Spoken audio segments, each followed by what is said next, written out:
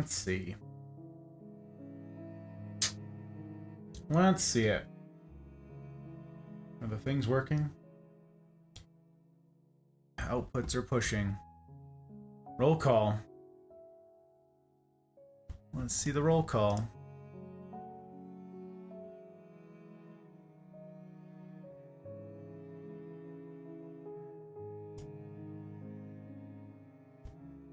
F5, F5.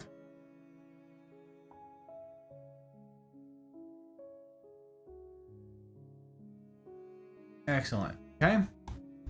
Rumble's working. YouTube's working. Twitch is working. Alerts appear to be working.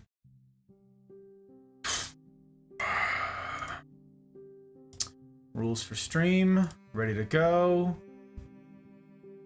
Larks are current, question mark? No. Wow, this person must have just rated out. You must have just ended. Like, I literally just checked 3 minutes ago. Okay. All the rest of you, current, we good? Any of you end? Or are you all just still there? Okay. All right. All right. The checks are complete.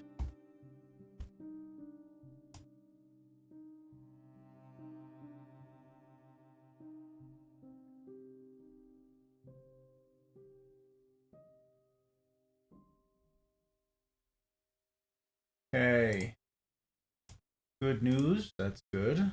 I do love getting good news at the outset of something. Very good. Very good indeed. Okay. All right. Well then, greetings, salutations all. Very good to have you on this most auspicious of evenings, or or mornings for some of you, afternoons for others. Very good to see you. Very good to have you in. Leanne, thank you for being here. DVV, making it to this one now. Okay. Good to have you in. Tink, I appreciate the bandwidth. I know you're not here, but I'm saying it for posterity, by gosh, by golly. Pa, welcome in, sir.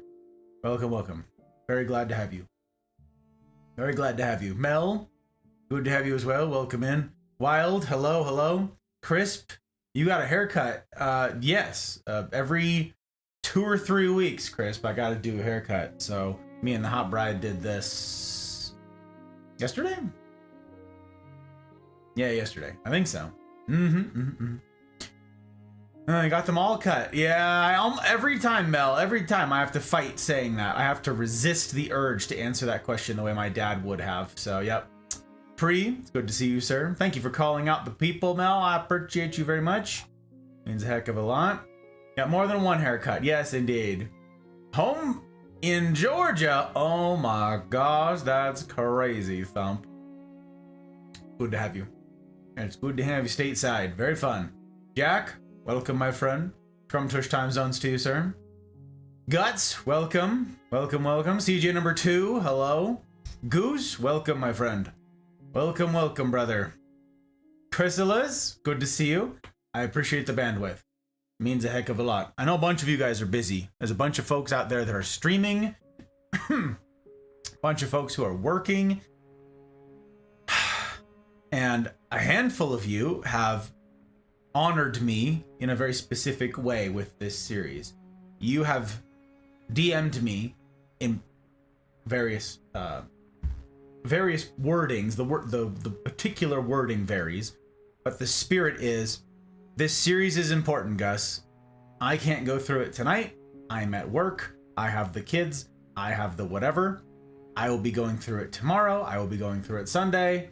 But I'm pulling up a lurk ahead of time because it ought to be seen by people. That's very cool. You, again, do me great honor, those of you doing that. So I really do appreciate it. Zin, it's good to see you. Thank you for calling out Zin and Goose and all of the fabulous women. Good to see you. I'm here, not fully here. Brain's not being the nicest tonight with things. I'm going to try. It requires an immense amount of courage, Pa. I hope you know that. I hope you can see that. I hope you can look in the mirror and see that. That is not a small thing, not even close. And for what it's worth, there are many others who are not here. So,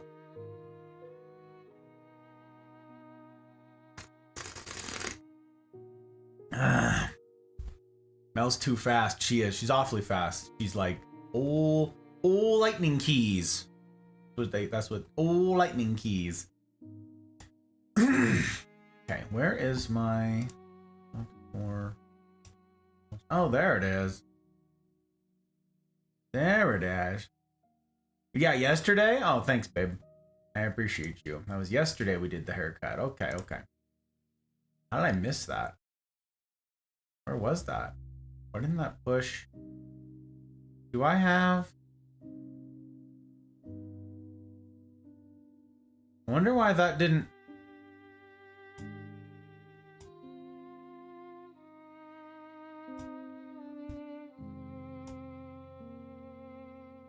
Who that is? You know? Trying is half the battle. Gotta keep trying to beat her to it. Very important. Very important. Okay. I think all of this is in place. Oh, okay. Okay.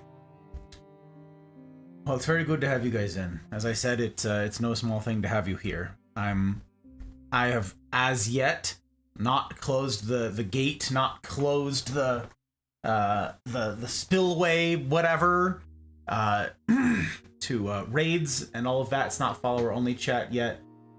Excuse me, because last week, and this was a very encouraging thing, some of you may have noticed this, I learned after the fact that, you know, we had a handful of very kind humans raid us right under the wire. Misfire and Key snuck in right before we launched in, right? And it was like, oh boy. And I, you know, caveated it very heavily, like, hey, very serious business that you've stepped into. I doubt you were properly warned. Be advised. You guys have been a part of raids before. You guys have been along. What do? You go along with the raid, support your streamer. Means a heck of a lot to everybody, no doubt. And then you're like, all right, well, I was here for this amount of time. I've got other places to be. Don't know this person. Don't have time. Off I go. And you leave. And yet, last week, everybody stayed. All the folks from the raids stayed, which is something. It's really something, especially given the weight of the damn thing. So I'm really grateful. Yeah, we haven't closed it all down yet. Had that not been the case and had people written to me angry letters saying, I raided into your stream, or I raided in and all my people are upset and you're a bad friend. Like, had that happened, you know, maybe I would have killed them already, but I have not so far because I haven't heard such a thing. So, yeah. Yep. Some call me Flevel? Flevel? Feifel. Feifel goes west? I thought it was Fife with an F. Some, it's old lightning keys. Ridiculous. Going to exit tonight and cuddle with my guy. Catch it up on cuddles. Take care, Thump. Glad that you and CJ are both here. Means a heck of a lot. And if you're leaving your bandwidth here, I'm especially grateful. Good to hear from you in any case. Yeah. That was for Paw, the trying bit. Yeah. Yeah, indeed. Trying is, that's what takes the courage, you know? That's what takes it. Competence is success. But courage, that's for the trying. Sabrina, welcome in, my friend. Joke, it's good to see you. Hydrate. Anti-tilt, oh my gosh. No, you didn't. Look at that. Stole it from you. Stole it from you, Tweety. That's crazy. Right out of the gate, your favorite thing. Yeah, it's the, like you said, it's the, you said it is the Jaws theme mixed with a rickety dinky old ice cream truck combo rolling down the street. That's what it is. And just like that, stolen from Alpha Money. That's nuts. I have been robberied. It's true. There was a robbery. There was a robberying. Also, I disabled stretch, and that's because tonight I am not going to be seeing chat. So I've disabled a couple of the commands that cost a bunch of points that, you know, people might be upset if I don't see, because I'm not going to see them. Once I start on the lecture, I'm not going to see chat. So I have disabled that to save you guys the points that you would otherwise lose. So thank you for calling out, Joke Mel. I appreciate you. Snooze, you lose. Oh my gosh. You still in pain? I am. I am, Tweet. I appreciate you asking. It's super fun. Super fun. But again, if this is the worst thing in my life, I've got a pretty sweet life.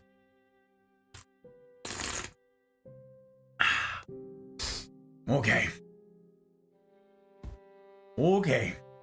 Jaws themed mixed with ice cream truck. Yes. Yeah, see, I remember. I pay attention. Listen, I pay attention. Disappointment pack. Yeah, that one. That one's still in there, Jack. I couldn't find that one on the list quick enough, and I was already running late. So let's see. Jack with some disappointment. You got it, my dude. You got it. Wow, look at that. Tweety, you weren't the only one who was robbed. Look, Guts got robbed. There's robberying happening. It's nuts.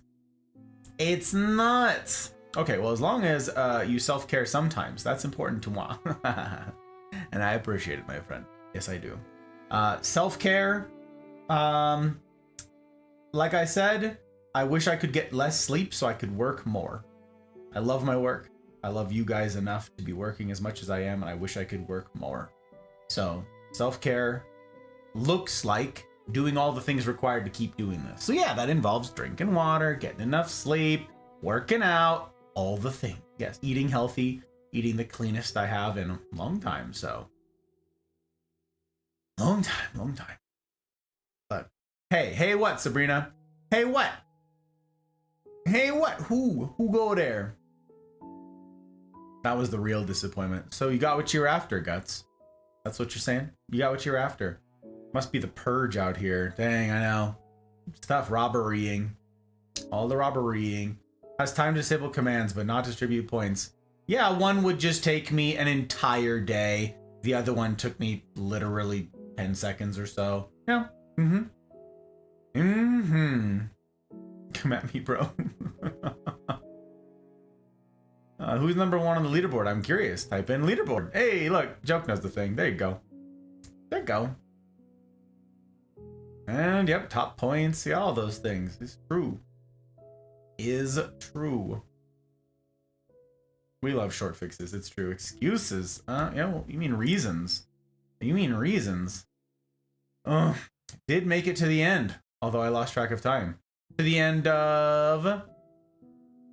To the end of what, DVV? What do you mean? Lost track of time of what? I missed something. Did I miss something? Is there context missing? Am I crazy? I'm saying hey to Guts. Oh, I see. Sam, welcome in. Good to see you. I just saw you over with the ruffian crowd. Look at you. Spreading the love and the kindness all over the interwebs. Very nice. Very nice of you. Okay. Speaking of which, yes. Lurks are current. Good. Good. Sehr gut. Okay. We thank you for doing all the things and stuffs to keep this fine community up and running. And we all love you and Hot Bride for everything you do. Oh, thank you, Guts. Or Goose. Sorry. My brain's not, how'd you put it, Pa? My brain's not braining? Yeah, my brain's not braining. I am fried. I apologize. This has been a hell of a week building up to this, I gotta say. So I'm not excited to get to it. There's a different word. I'm not sure what it is. I have different feelings. But Goose, thank you, my friend. And thank you for being one of the several folks who make this possible. I'm grateful. Grateful as heck to you, sir. Let me see if this'll go through here. Brain is mush. Yeah. Too many G's? He's not too many G's. I wonder why... Also, hi, baby. I wonder why Rumble chat is being so slow tonight.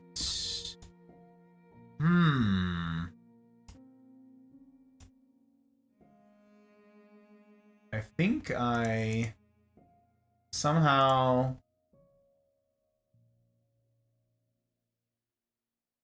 Is that it? Is that fixed? I think maybe I fixed it. Oh, you know what? Yep, I did break it. That explains it. Very sad. Very annoying. Very annoying. It's fixed now. Okay.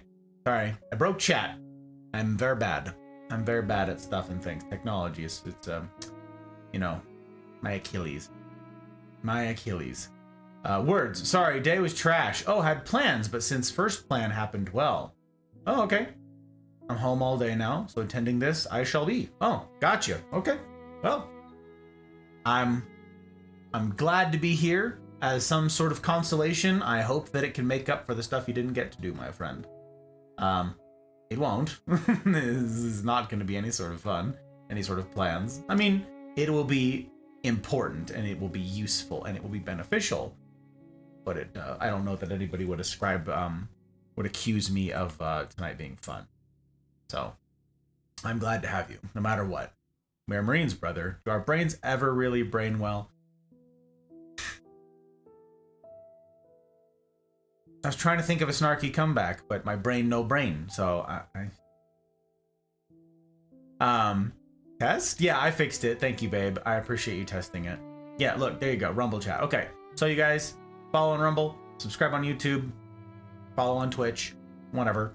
I have a few things to announce after I express my gratitude again. This experience, regardless of which platform you guys are watching it on, any of this community's aims and the products that come as a result of those aims, any good that comes from this can be traced right back to the feet of those who have parted with their hard-won dollars to see that it is so. Okay? None of this happens without the people who have sacrificed to make it happen, because that's what it is. And I am very grateful to everybody who has gotten on Coffee or Patreon. However, y'all have made it happen. It means a heck of a lot. And I'm particularly grateful to the public patrons. These are the folks who've stepped that up to the next level. That's Aki, Bootless, Dano, Leanne, Ferret, Goose, Hale, Jen, Joke, Abby, Tink, Helly, Marty, May, Karma, Pri, Rick, Zen, Ryan, Sabrina, Tech, Mouse, Trotsky, Pell, Milk, Dragon, CJ number 1, and Zen. Thank you guys. I hope to deliver on my promises for the things I'm aiming at. Of course, the only guarantee I make, as most of you know, is that I will miss that mark, is that I will disappoint you, but my aim remains to strive to create content worthy of you remarkable humans. So, I hope to earn it. I hope to earn it with everything that I do. I never take for granted that you guys are sacrificing more than just your bandwidth. And for those of you who that's the season that you're in, for your bandwidth, for your telling a friend, for your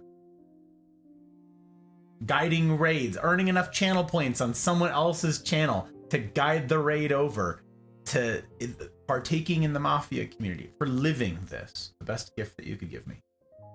Thank you. It means the world. Couples therapy. Oh, finally forced to come to the conclusion that it's over.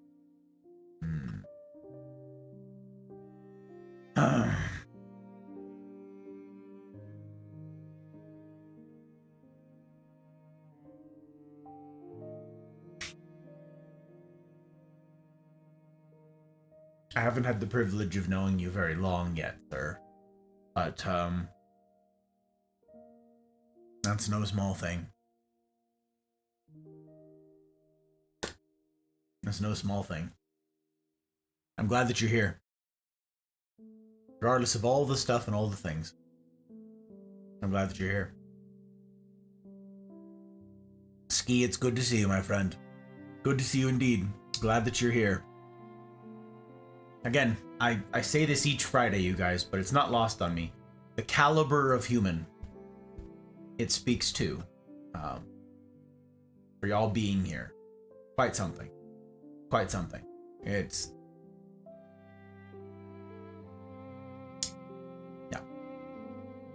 yeah. Spoon? Oh my gosh, Spoon, how the heck are you doing? Wait a minute. Wait an actual minute. Spoon, how the heck are you? Oh my gosh. How's your week treating you? You doing okay? Nice suit, thank you. I'm trying to dress in a manner worthy of you. Trying to dress in a manner worthy of you. It's no small thing. No small thing. You're worth somebody getting gussied up. Gotta say. Wrapping up some things before the talk starts, so you'll have my full attention. Thank you, thank you.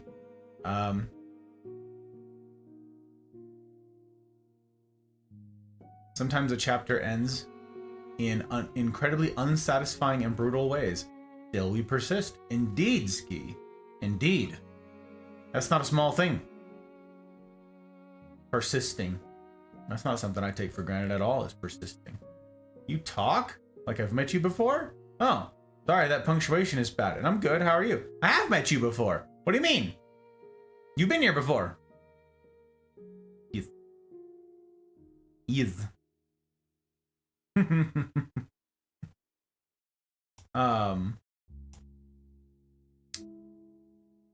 I don't remember when though. Let's see here.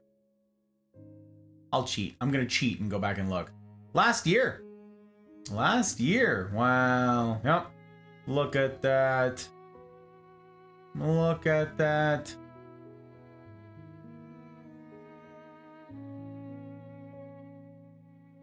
That was a long time ago. Long old time ago. But glad to have you in. Glad to have you in. And I'm good. How are you? Busy. Terribly busy, but good things. Good things. And I'm grateful to be here. There are, you know, some people who aren't so fortunate, right? So I'm glad to be with you guys and glad to be doing this. This is a very difficult subject that we're entering into tonight. So I'll be doing some more caveating as we get closer, as we approach the lecture proper. But blinker fluid, that one's turned off, joke. I did find that one, but you know what? I do need it, and I'm pretty sure I owe you one. I did it anyways after that stream, but it wasn't on stream, so we'll do it here. We'll do it here. Ooh, ow, no, my back didn't like that. No, it didn't. No, it didn't. Ow. Ooh, okay. Oof. Nope. Didn't like it. Didn't like it. But I've been doing the stretches, joke. I've been doing the stretches. So, you know, we're making our way. We're making our way. If I was better, the issue would never have come up. My last analogy from Gus, now that the train is off the tracks, there's no choice but to find out why. Figure out what direction it's going in. Figure out what of the train can be salvaged, build a new one, and then start laying track in the right direction, I hope. As far back as I can remember, I always wanted to be a gangster. Why, Spoon? I'm grateful as heck for the follow. It means a heck of a lot. You look great. Thank you. I appreciate it. I appreciate it very much. I hope to earn it. I hope to earn that follow, from the silly to the serious and all the stuff I get up to in between. It means a heck of a lot. I don't take those things lightly at all. Not at all. Ferret, welcome in, my friend. Welcome, sir. I'm glad to have you here this evening. There are a handful of folks, Sir Ferret, that come to mind when I think of for this program in particular, for what we're doing for the masculine journey here with this. I'm going to turn on the scrolling banner text here too. As a matter of fact, I want to make sure I didn't check this thing. Good, that's working. That's working. And that's working. Okay. Because I am, of course, writing and working through all of the different stages of the masculine journey in one's life. And I am attempting in my brain at each junction to think, who do I know in the various stages? And who is a good example? Who is a bad example? Who are good examples that I can point to? Stories that I can think of? Is there anything that I can speak to that is specific for our members, for the people that I here purport to love? I know, an audacious claim, but one I aim to work towards. So for several reasons, I've thought of you lately, my friend. So hope you're doing okay. Glad to have you. Glad to have you. Okay, so let me first announcements. Tomorrow's the next stream. We go from the serious again to the silly. Tonight is going to be heavy. Tomorrow's going to be much lighter. This is by design, okay? We're gonna go from one to the other. Some of you might call it whiplash. I call it balance. My aim is to retackle again Tunic tomorrow night.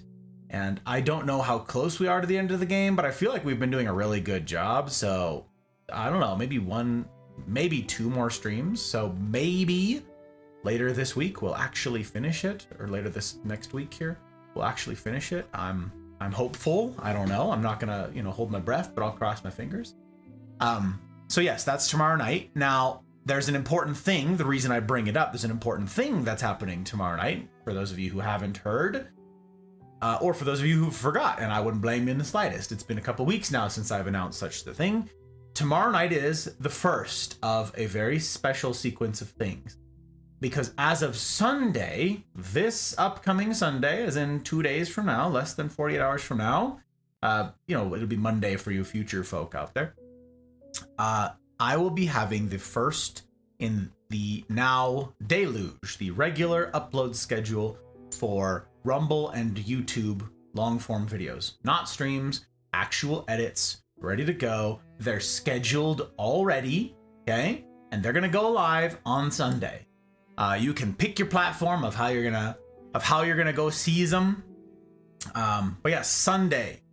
So turn on your notifications on Rumble, on YouTube, and they're gonna be going live.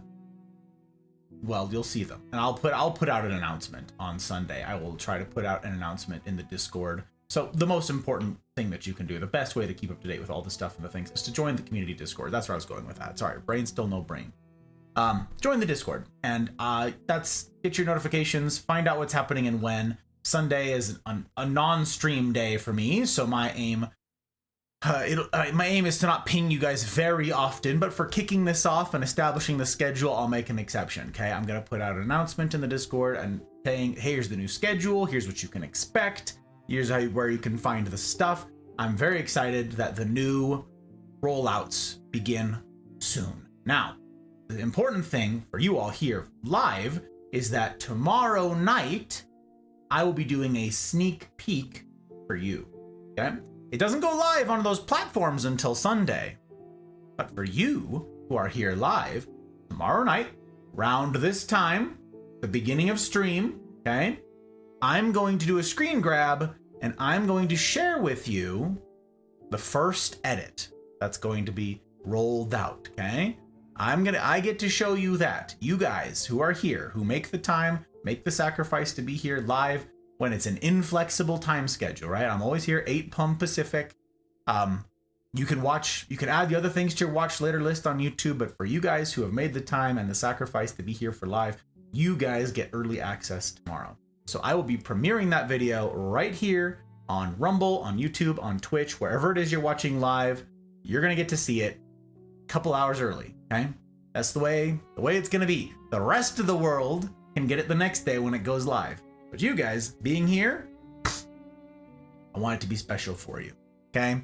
It doesn't make business sense, I know. So my hope is that you guys will then also go watch it on the various platforms, on Rumble, on YouTube, when it does go live. So, the algorithm goes, people care about this. Instead of you guys being like, I already watched it on stream. I don't need to see it again. Right, I know you don't need to see it again. It's a fun one and done. But I'd appreciate it if you'd go agitate the algorithm a little bit, okay? If you'd pull it up, be there, like, subscribe, leave a comment. I don't know what the comments need to be. Whatever you want. It's all engagement stuff on the various platforms. So, yeah, I'd appreciate that. If you'd still go agitate the algorithms despite the early access, that'd be something I'd be doubly grateful for. Thank you in advance. Mouse, thank you for lurk. I appreciate you very much. Very much indeed. Where we got here go. Got it. Very excited. Very excited. Abdul. Good to see Abdul. Welcome in, sir. Welcome. Okay. That's tomorrow night, then Sunday, then there's going to be a new shorts schedule. Like, I've got a lot of stuff in the works, you guys. Like I tell you, I work like crazy because there's a ton of stuff in the hopper. There's a lot of stuff coming around the bend that I'm very excited to share with you guys. The patrons, capos and above, get early access to a lot of this stuff. So I'm going to be meeting with them this Sunday after the premiere, incidentally, and they get to see early access to the next several videos that are already ready to go. And in many instances, they get to give feedback. In fact, their feedback makes it into the final versions of things. And so I am super grateful to have all of you supporting at that level. And I'm really looking forward to the bonus talk, the monthly bonus talk with you guys this Sunday. And if this is the first time you're hearing about that, I would say go turn back on your notifications for the capo chat, for family chat, for inner circle. Those 3 of yous.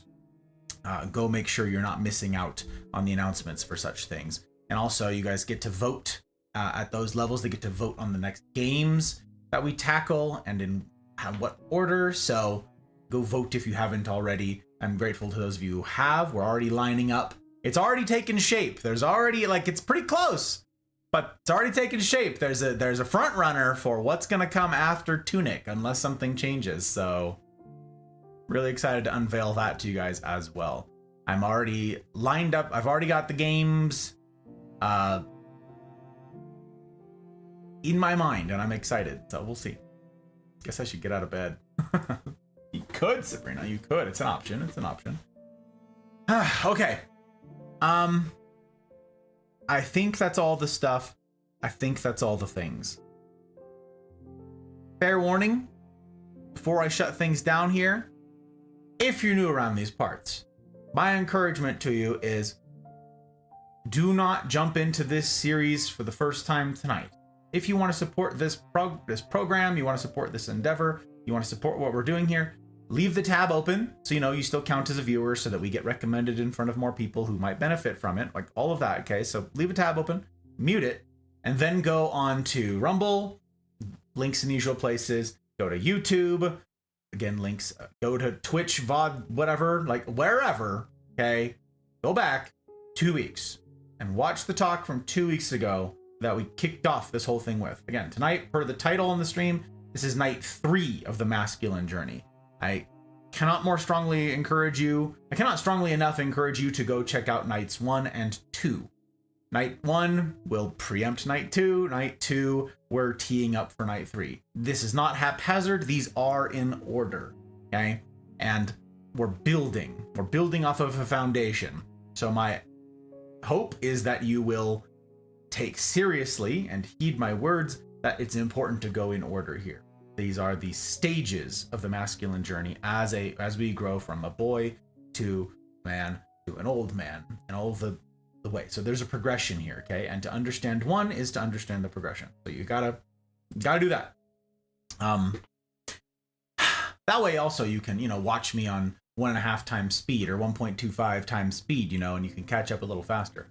The talks themselves are not particularly long. This is by design. This is all intro. This doesn't count in the thing. And if you check the comments on those videos, what you will on YouTube and Rumble, what you will find is timestamped in the comments, someone saying the lecture begins at this time.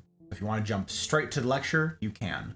That's where it is. The first night was fairly short. I want to say it was like only an hour, maybe a little over, for that first preempt, all the couching, all the preamble, okay? Last week, night 2, was 2 hours and 5 minutes. I know this because I had to look it up for someone. 2 hours and 5 minutes once you get into the lecture portion, okay? And tonight, I actually don't know how long tonight will go.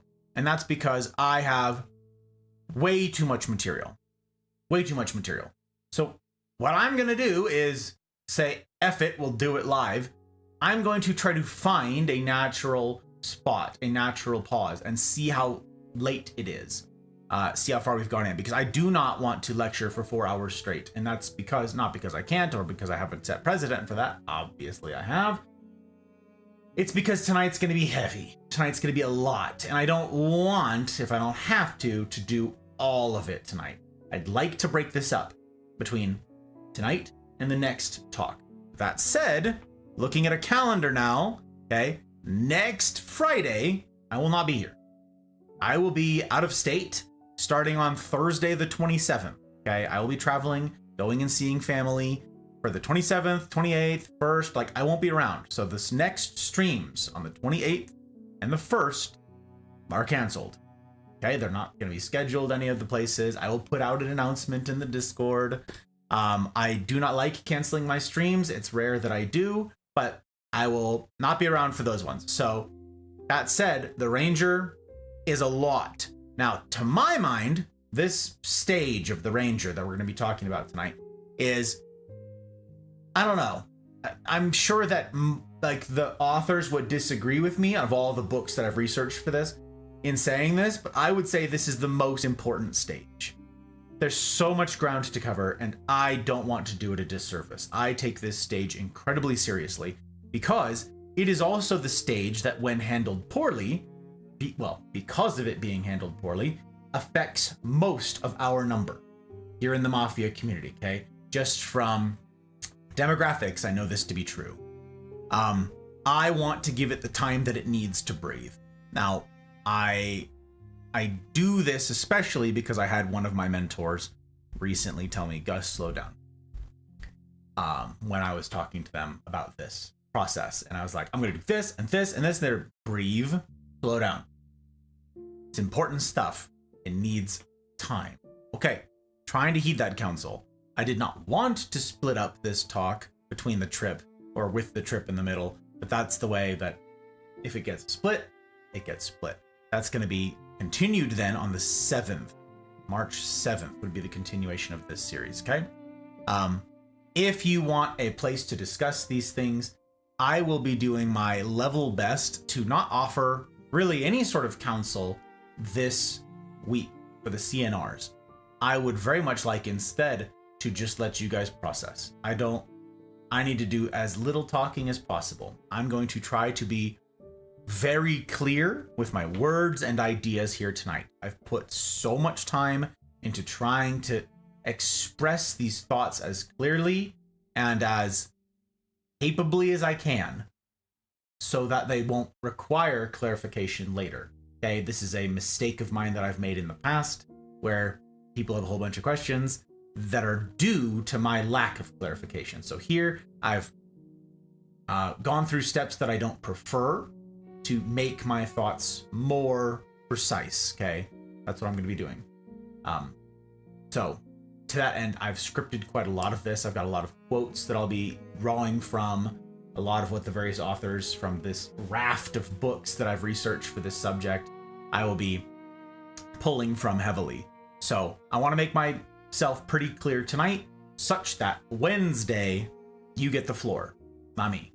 Okay? And for all of you in the CNRs, please hold me to it. You know that is my want to just talk ceaselessly and endlessly. I'm going to need you guys to be brave and tactfully, hopefully, say, Gus, please shut your trap. You said so. Sincerely, past Gus. Okay? Okay. That's the hope. That's the hope. Yeah. So now you know all the stuff and all the things. Once we kick it off, I'm going to turn on follower only mode. You have to be able to follow for 10 minutes. Raids are going to be disabled.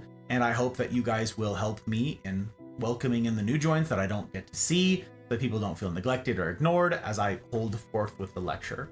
I will also be doing little, if anything, by way of recognition for various alerts that go off, just because I get distracted really easily and I don't want to be derailed. So I'm grateful to those of you who reach out to folks who've done something that causes an alert and thank them, because yeah, otherwise, you know, I don't want to send the wrong message, but I do need to, for the sake of those of you who are sacrificing to be here, I do need to be disciplined and stay on course, stay on target. Okay. Thank you for dropping all the links, you guys. I appreciate it. Wherever. Building with man Legos. Yeah, that's right. We're building. How much have I missed? Oh, Rick, it's good to see you. Hold on, gotta refresh. Glad I didn't miss it so far. Had to do a task So I was concerned it would overlap work day for I got you. I wouldn't mind a 4-hour lecture, but I understand the breaking up. Yeah, I appreciate that sentiment, Sir Rick. They're usually 4-hour lectures. In fact, most of my lectures are longer than 4 hours. But just because I can talk forever doesn't mean that everybody has forever to listen. And so I would like the material to be broken up and be a little more digestible. And I've received that counsel from, again, people whose opinion I respect. So I probably, if I have a modicum of wisdom in me, I probably ought to heed their counsel. I'm exhausted. Maybe coffee will help. Coffee always helps. Sabrina, what do you mean? Always. Always, always. Any fancy coffee or just plain Jane? Oh my gosh. Sincerely, the Breakfast Club.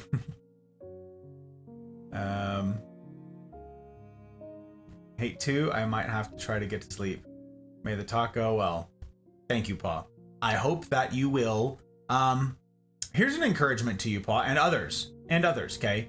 I've had one other person do this expressly. I might be forgetting others who've done this, but my encouragement to you is don't go through it alone.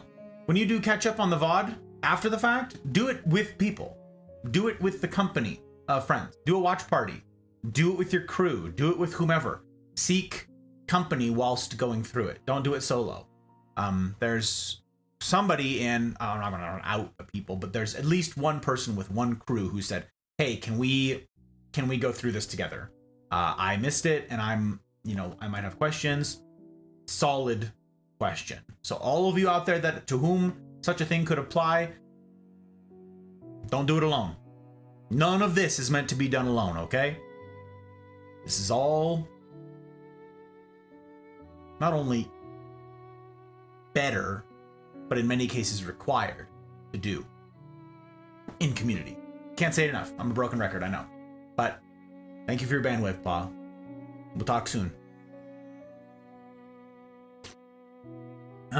Hey, I'm part of that. I'm other. Other? What do you mean? Oh, okay. Ooh, yeah, my back. Not happy. All right. So it begins. Get some strictures in place, shall we? Do it. Deny all raids. Save. Moderation. Follower only chat. 10 minutes enabled. All right. The doors are closed. The way is shut. The way is shut.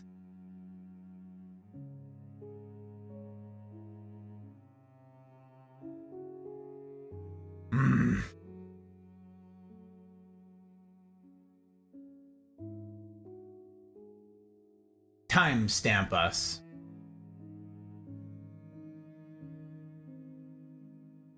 Tonight is night 3 of the masculine journey. We're going to be talking about the Ranger tonight.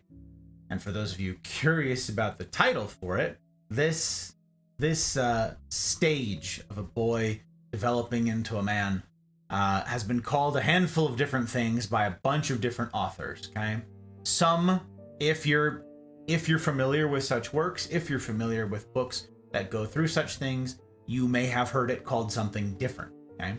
The Ranger calls to mind and is so named for, incidentally, Aragorn in Lord of the Rings. For those of you who are not familiar with the Lord of the Rings and Middle-earth and all of that, I can't recommend enough, obviously, that you go check out Tolkien's work. Skittles somewhere is rolling over. She was sound asleep, but now she's jumping up and down going, wait a minute. I heard a disturbance somewhere in the forest. Tolkien, I heard the name. So, Aragorn. For those of you familiar with the story, either the books or the movies, the Peter Jackson films, recall that the character of Aragorn is introduced as a ranger. Okay? That's what he's called. That's his status in society, in the wider world. That's what people know him as a ranger, okay? you will know from his arc, if you're familiar with the tale, you will know from his arc that he does not stay a ranger. He moves beyond that. Okay, there are various stages that he fulfills, that he progresses through. But when we are introduced to the character of Aragorn, he is in the ranger stage. Okay, so that's what we are entering into here tonight. This, it's gonna be good. It's gonna be good. When you say that, my copy of the book is supposed to arrive tomorrow. Good book. Good book. All right.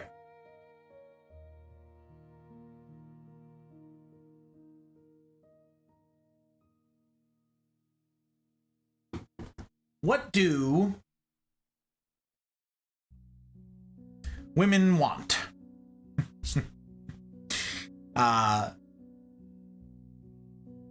It's a question that modern minds will twist themselves into pretzels to answer in a unique way, in any way other than a traditional way. What women want. This is something that is corroborated by all manner of empirical data. There's very little as sure as this in all of the whole body of psychological literature. What women want in a man. What women want. The answer? Monsters. That is something I've lectured on extensively. Now, it was a long time ago now, so I can't retell the 8 hours of lecture, but violence has a place in this world. Okay? Violence has a place in our lives. What is it that women want? They want monsters. Incidentally, there's a picture of this in modern fiction and in ancient fiction, no less. Women read all sorts of books, a lot of romance novels and stuff, go down this particular road where Beauty and the Beast, there is a man who is a monster, okay? But the story progresses in such a way, maybe it's a pirate, maybe it's a vampire, maybe it's a whatever, okay? And the werewolf is a common one. There's countless stories of this, where the woman has a monster, but what's the fantasy? What's the desire? To rein him in, to quell the hatred, the rage, the whatever, to tame the beast. This is the most common trope in all of writing that's chiefly aimed at women, right? So what do women want? Monsters. But not just monsters. Not just power. They want power restrained. Okay? What women want in men across the board is they want a man who is capable of violence. Okay? Capable of power, who has strength. Okay? But they're capable of being a monster when needed. And they're capable of keeping it in check when it's not. Do you see this? You see the split? It's not okay to just be a monster. No one wants an abuser. Nobody wants that. What you need is it restrained. Likewise, they don't want someone who's not a monster, someone who is mild all of the time, so that when the need does arrive, they don't have the strength or the bandwidth, they don't have the capability of being the monster, okay? It's a blending. You don't want someone who's a monster, power unrestrained, and you don't want someone incapable rather. You don't want someone incapable of being a monster when the need arises. It's power restrained. Okay. All throughout history, this is one of the roles that men have played. And that goes up until this day. Despite the protestations of many, this is one of the roles that men play in the world. And that is as perimeter keepers, okay? Security, safety. I've got a handful of quotes here, and I've got some commentary and stuff that I'm going to be running through with you guys as setup for us. Okay, here's our foundation. the virtues associated specifically with being a man outline a rugged philosophy of living, a way to be that is also a strategy for prevailing in dire and dangerous times. The way of men is a tactical ethos. From Jack Donovan. Right? The way of men.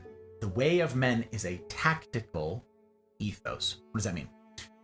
To the description of the ideal perimeter keeper, Donovan assigns 4 tactical virtues, so-called. Okay? Tactical virtues. Follow me here. Strength, courage, mastery, and honor. These are simple, amoral, okay? There's no evaluating here. They're just neutral. They're tools, okay? Simple, amoral, and functional virtues. The practical virtues of men who must rely on one another in a worst-case scenario. They are amoral because they are crucial to the success of any gang, no matter if what they're fighting for is right or wrong.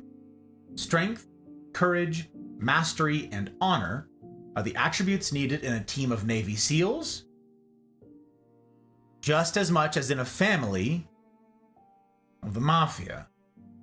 You know, the organized crime type. If you've ever wondered why we are fascinated by gangsters, pirates, bank robbers, and outlaws of all stripes, and can't help but think of them as pretty manly, despite their thuggery and extra-legal activities, now you know. They're not good men, but they've mastered the core fundamentals of being good at being men. Did you catch the difference? They're not good men, but they're good at being men. We're going to dive further into that. Let's take a quick look at what these tactical virtues require. Number 1, strength. Physical prowess and power, ability to dominate an opponent of the natural or human variety instead of being dominated, okay?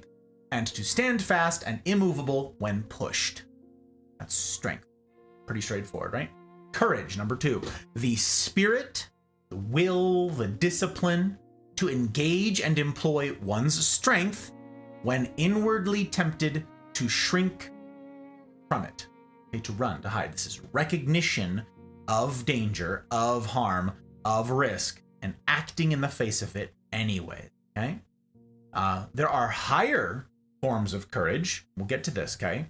But at its most fundamental, it represents an outwardly demonstrated indifference, or acting in the face of, regardless, risk, pain, and physical danger, okay? There are higher courages, and we'll get to that. 3rd, mastery.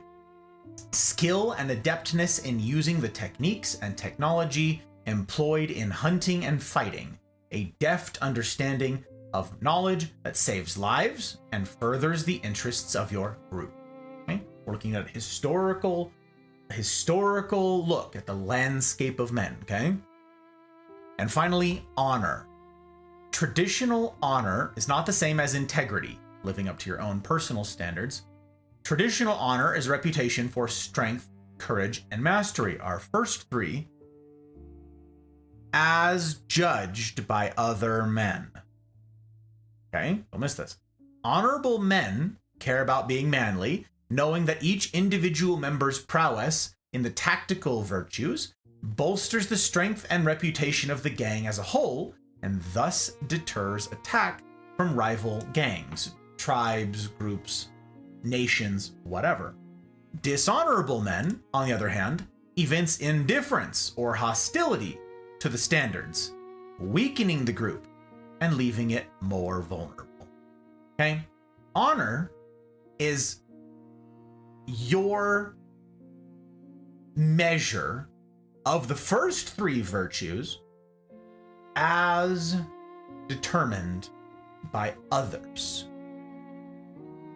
That's key. That's important here. This is going to be a theme that we return to tonight, okay? You don't get to decide if you are honorable. Others do. The key to upholding honor in a male gang is to always try to pull your own weight, to seek to be a boon rather than a burden to the group. If a man lacks in physical strength, some of you are already wondering this, okay, he might make up for it in the area of mastery, being the group's best tracker, weapons maker, inventor. One crafty engineer can be worth more than many strong men. And here I'll call to your mind the character of Ralph in Mafia. I don't know how many of you present here tonight also saw me go through Mafia Definitive Edition and the playthrough of that. This was only a handful of months ago, so many of you saw this. Ralph was the car guy. Okay, if you don't remember all their names, I didn't either. I had to look them up. When you're at the Salieri place, okay, home base, you've got a garage out back, and there's this Ralph dude, okay, scrawny little guy with scoliosis and a stutter, a really heavy stutter, okay, tiny little dude, who worked out back on the cars. What place does he have in the Mafia family? What does he bring?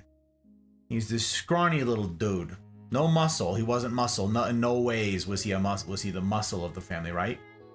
But he was a genius when it came to cars, which means he was pulling his weight and contributing to what the rest of the family's capabilities were. You see it? Character Vinny, he's the guy I had to go upstairs to in the next building over. He was the armorer. I remember this guy, okay? He was a little bit older, and he no longer went out as muscle for the family. Instead, okay, he was the weapons and explosives expert for the family. Okay? What he did was he set up the muscle for success. Same thing as Ralph. He's the reason for the success, or at least part of it, of the muscle of the family. The guys doing the heavy lifting couldn't do their jobs well or at all if it weren't for these two, whose chief contribution was not strength. Do you see it? Now, if a man lacks in both physical strength and mastery, he might still endear himself to the other men with a sense of humor, okay? Maybe a knack for storytelling or talent in music that keeps everyone's spirits up, okay? Following? He might act as a shaman or a priest, a counselor of some kind, okay? Performing rituals that prepare men for battle, cleanse and comfort them when they return from battle. The strong men of the group will usually take care of the weaker ones, or who at least try to do whatever they can. Okay? Everybody does something. And again, we're looking at the whole scope of mankind here, all the way back to antiquity. Shame is reserved for those who will not or cannot excel in the tactical virtues, but don't try to contribute in some other way. Instead, cultivate bitterness and disregard for the perimeter keepers who, ironically, provide the very opportunity for the pitiful members to sit on their hands.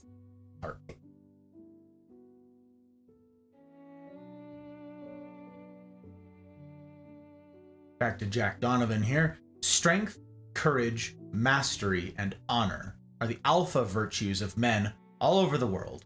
They are the fundamental virtues of men because without them, no higher virtues can be entertained. You need to be alive to philosophize. You can add to these virtues, and you can create rules and moral codes to govern them. But if you remove them from the equation altogether, and you aren't just leaving behind the virtues that are specific to men, you are abandoning the virtues that make civilization itself possible. Strength, courage, and honor. Okay. Strength, courage, mastery, and honor. These virtues are obviously, hopefully obviously, I don't know, not exclusive to men. Okay? And it's not that there haven't been women who have embodied these in every age. They have. Okay? It isn't that women shouldn't seek these either. Rather, the tactical virtues comprise the defining traits of masculinity. Okay? If a woman isn't physically strong or she's afraid in the face of danger, no one thinks of her as less womanly because of that, okay? And yet, such shortcomings will be seen as emasculating in a man. How about it, ladies? When you hear a bump in the night, how many of you will be even more attracted to the man when he says, you go see what it is? Yeah. Line up for that guy, right? Uh-huh. The tactical virtues might understandably make some modern folk feel uncomfortable, as they may seem rather raw, primal, and thuggish to contemporary sensibilities, and anything described as amoral tends to put people on guard. Thus, in the modern day, we are much more apt to cheer and celebrate the higher virtues over the tactical variety. But in truth, the two cannot be separated. One makes possible the other. Without at least some, men who are good at being men, there would not be the safety and peace that makes possible the unencumbered pursuit of being a good man. So what's the problem?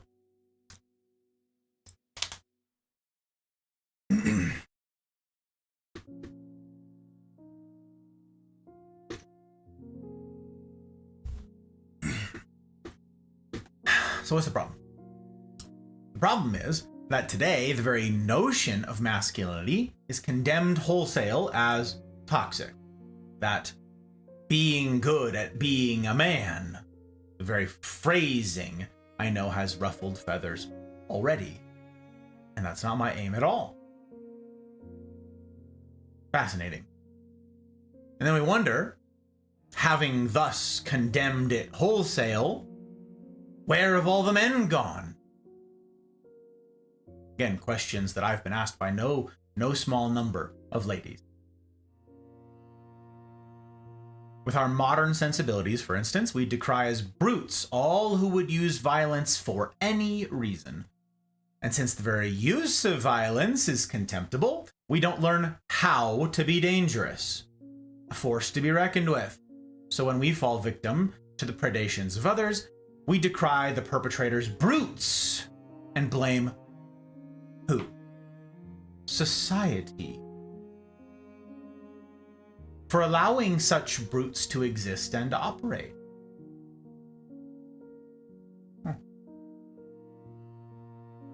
I shouldn't have to be strong, maybe, you say. They should have to be weak.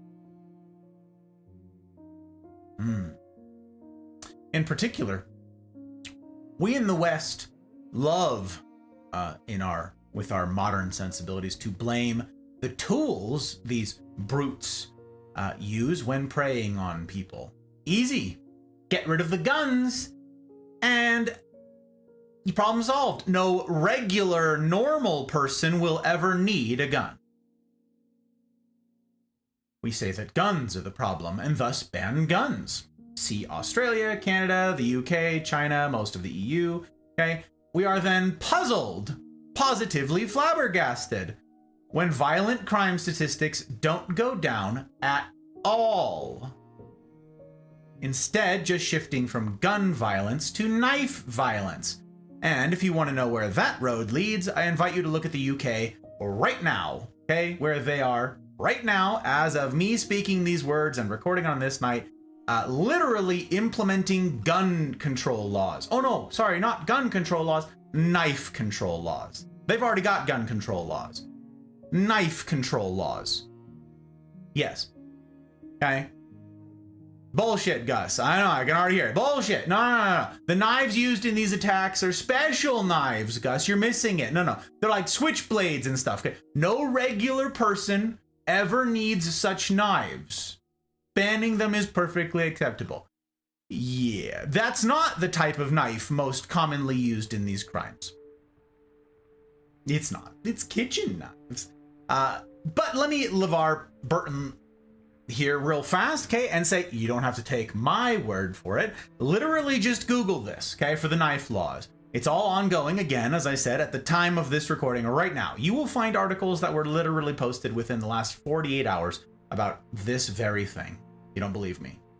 Don't take my word for it, okay? I always encourage you guys, check references. Or, let me be clearer here, let me be more direct here, and let me refer you to the www.askthe.police.uk. Yes, you actually have to have the www. I've tried it without it, and it goes to a 404 not found, lest someone say I'm leading to dead references. Okay? Have to have the www. ask.the.police.uk. Okay? If you want some solid brain rot, read their website on the list of what's prohibited. All right? So, some folks will say, if it saves one life, Gus, we should ban knives. Again, society can function just fine without knives. All right. Well, I'll refer you again to the police.uk site where you can read their list of prohibitions against anything that could be used as a weapon, and called improvised weapon. On their decades-old rafts of case law that prohibit a person from having so much as a screwdriver, yes, without a reasonable explanation as to why they own it.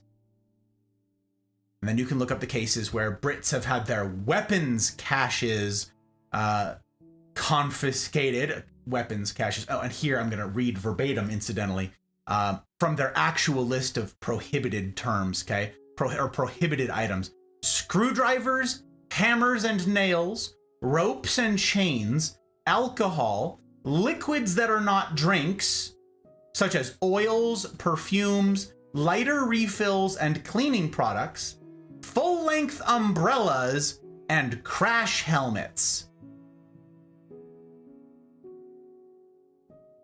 Okay? While these are being confiscated by police after, unreasonable search and seizure of their homes because they posted an offensive meme on Facebook. Yes, that's a real thing too. If it'll save one life, Gus, we should ban screwdrivers, cleaning products, umbrellas, motorcycle helmets. Society can function just fine without them.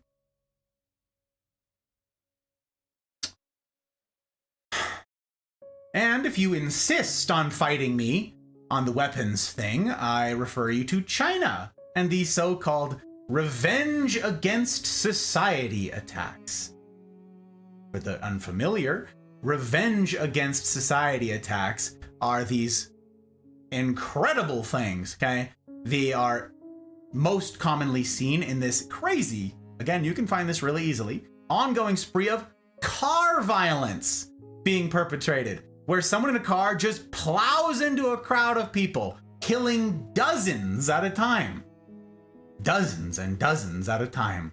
In seconds.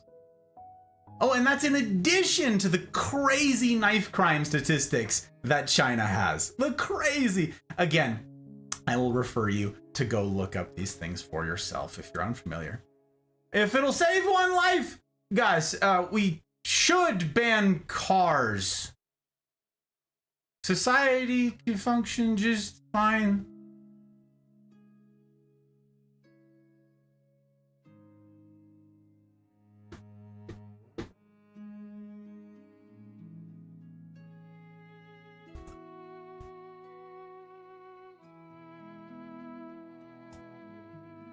And if you absolutely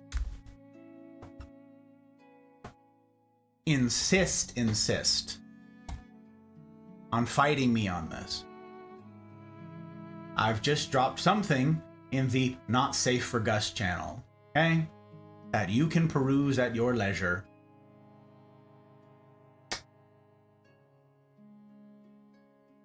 How about sticks? Particularly sturdy tree branches, bricks. I could go on for literal hours about the ways that man kills his fellow man. What's the solution? If I only have control over one person, and it's me, what can I do? Recall the so-called tactical virtues that we've already gone through, yeah? Okay.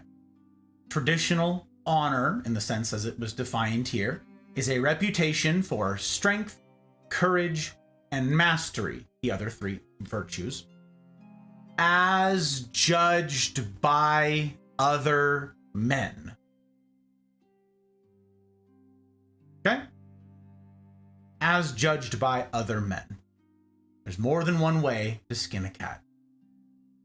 You can prevent becoming a statistic, okay? A victim of violent crime by becoming a hard enough target that only a fool would try. And those who do find themselves in trouble at your hands. Okay, for an example of this, look no further than the video that one of our very own here in the Mafia just shared in the Mafia community Discord yesterday. Okay? If you are competent in jiu-jitsu, you're in a pretty good place in this whole not becoming a statistic thing, okay?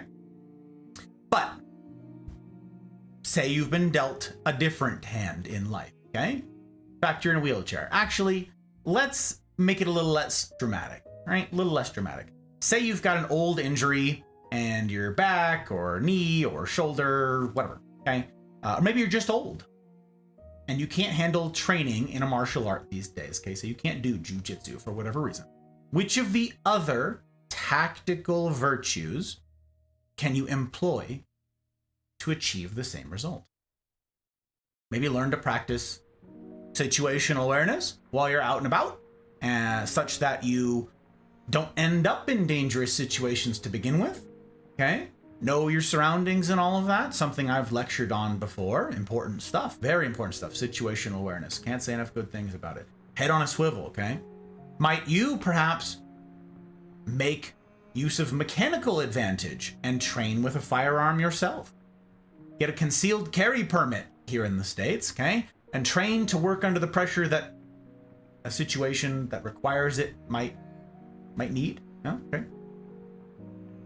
Perhaps you can't have firearms where you are, where you live in the world, okay? So if those ideas, if all of those so far are, for whatever reason, untenable for your living situation and for you specifically, let me suggest another approach. If you're not physically strong, where's your community of those who are?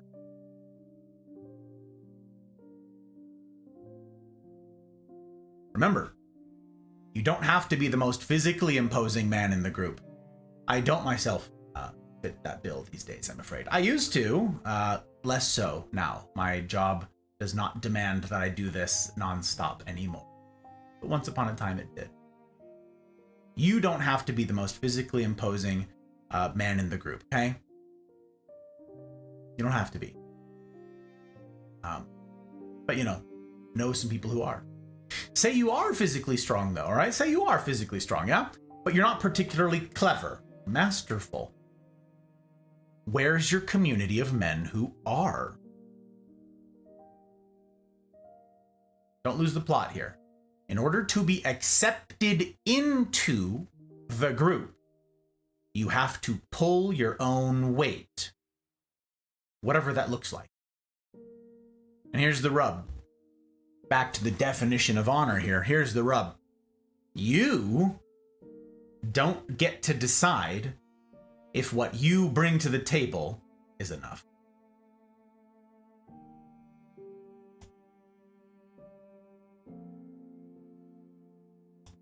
You don't get to decide.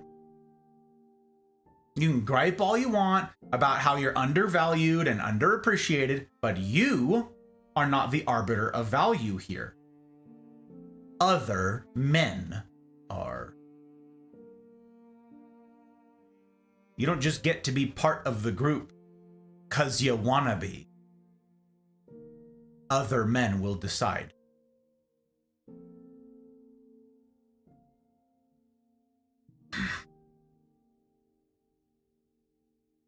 And this, my friends, is where tonight's material begins. Time to learn about the Ranger stage.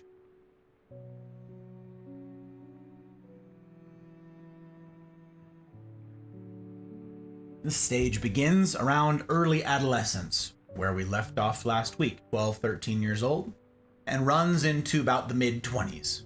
All right?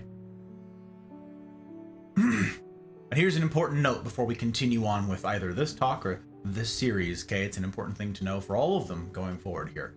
The switch between boyhood and the ranger stages is somewhat fixed, right? Once your boyhood has ended, either as a natural progression after the best practices that we've described were followed by the adults in the room, hopefully, or it was stolen, either by incompetent or abusive adults or by sheer misfortune. Once your boyhood has ended, it's ended. Remember what I said last week. Recall this, though. It's still possible to go back to this stage and recover what was lost. It's not a very encouraging message if it's not possible. And my purpose is to encourage you. My purpose is to point you in the proper direction. My purpose is to be a boon.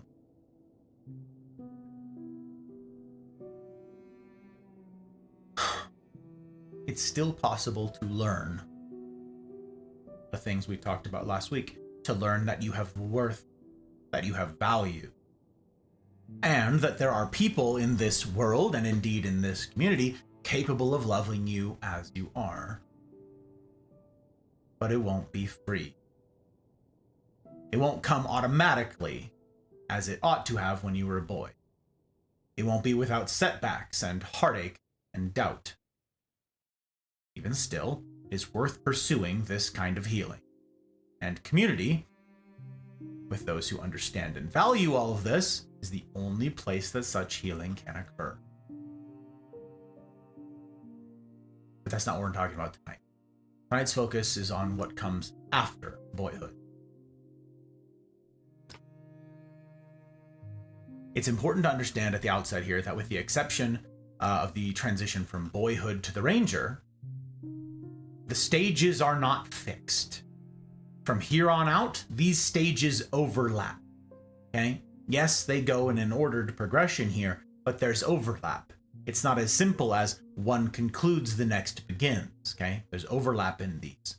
And remember, glimpses and echoes of each of the stages are seen at every age of a well-adjusted man. Okay? So don't be too discouraged if you find yourself behind on what all is expected of a ranger. Don't misunderstand me, though. This stage must necessarily be seen through to completion at some point. You will remain unfinished unless and until you do so. But yes, yearnings of the ranger can be seen at all ages, from the little boy climbing tree after tree, to the middle-aged man who still needs time away in nature. A man's heart will always desire adventure. But something significant begins to take shape in a boy's soul as he approaches his teens. Climbing the trees in his parents' house will no longer be enough, okay? The trees in your yard, the trees down the street, those trees won't be enough anymore, okay? Sledding down the little slope in your backyard, that same backyard, it ain't gonna cut it. Riding bike around circles around the cul-de-sac or on the street or in your driveway, it's gonna lose its luster, it's gonna lose its magic and wonder, okay?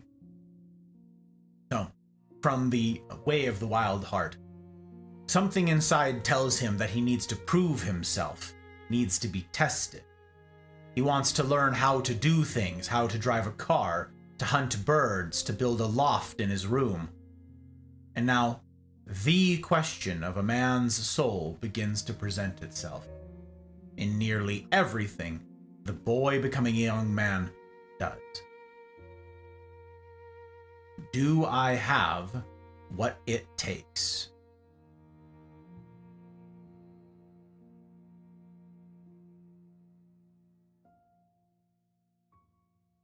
Regardless of author, I read in preparation for this series, none disputes this to be the central question of an adolescent boy's heart. One that a man will continue to carry with him for all of his days thereafter. Do I have what it takes? And this cannot be stressed enough. This question will crowd into the young man's mind in basically every aspect of his life. Do I have what it takes to compete athletically? To hang with a group of volunteer firefighters? To climb that mountain? To set the world record for whatever? To win in a car race? To remain in the company of cops vis-a-vis the Explorers program here stateside? To get the girl?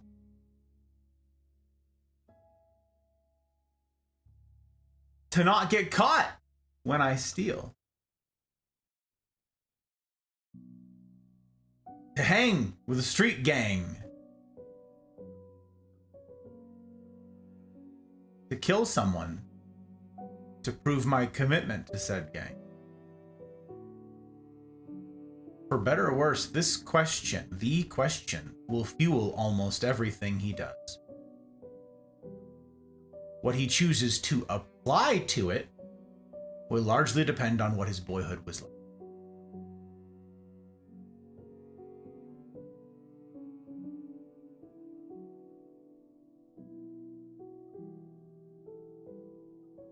There's an African proverb.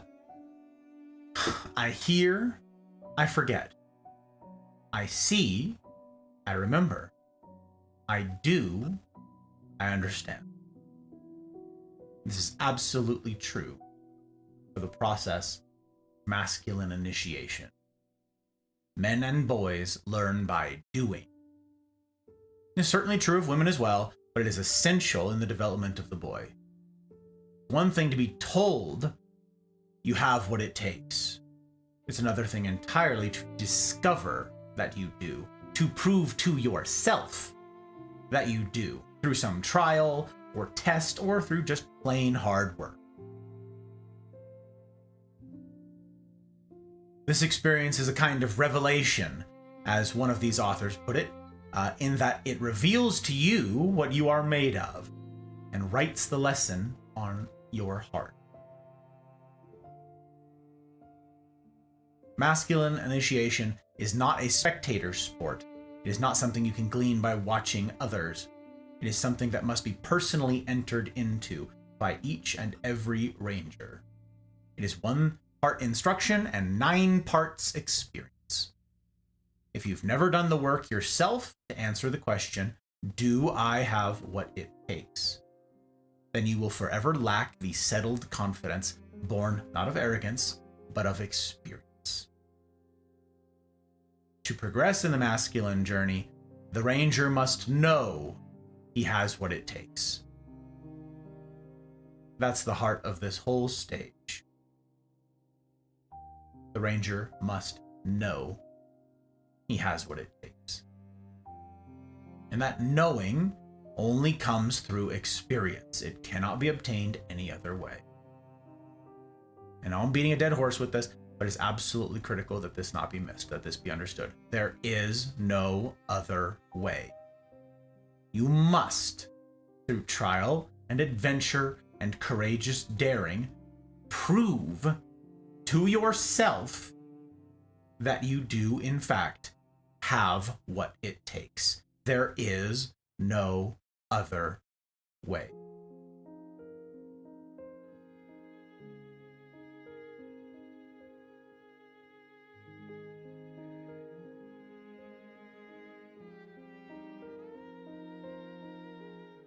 And before I continue here, there's something I wish did not need to be said.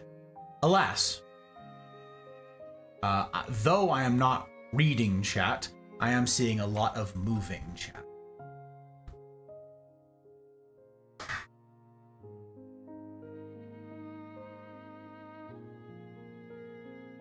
The space for discussion about this material, insofar as it has to do with the development of the man, this masculine journey, is best done not here in Twitch chat, or in Rumble chat, or in YouTube chat.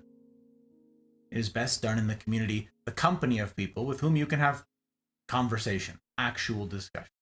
The impoverished medium of chat, where your syntax and tone and volume is all missing, is unworthy of you, plain and simple. Now,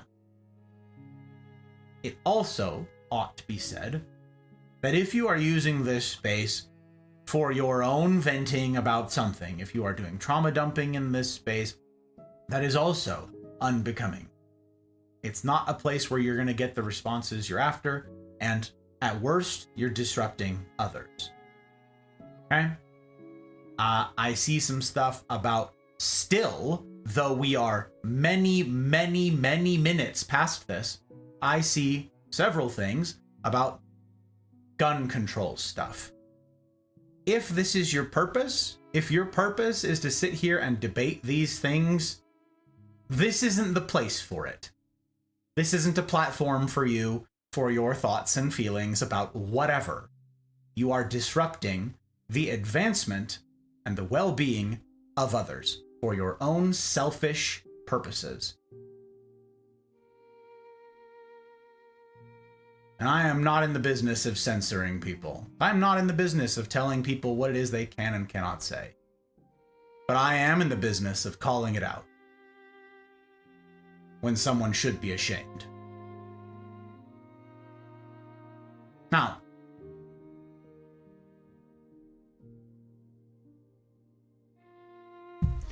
here's an important caveat that's not to be missed. The Ranger stage, you know, the purpose of tonight's talk, is not meant to be one of unending adventures and striving.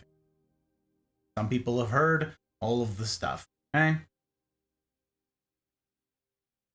You think, I didn't do these things, right? The Ranger stage is not meant to be one of this, just endless adventure, okay? Many unguided and rudderless young men discover a love for some sport or adventure like snowboarding or rock climbing or base jumping, whatever, okay? And make it their, not just a hobby, but make it their identity. They adopt the culture of the sport. They attend meets and swaps and events and surround themselves with others who do the same. Maybe they even get a job in that area, in that field, right? Becoming ski coaches, kiteboarding instructors, whatever. And now they can live their adventure full time. I almost did this. I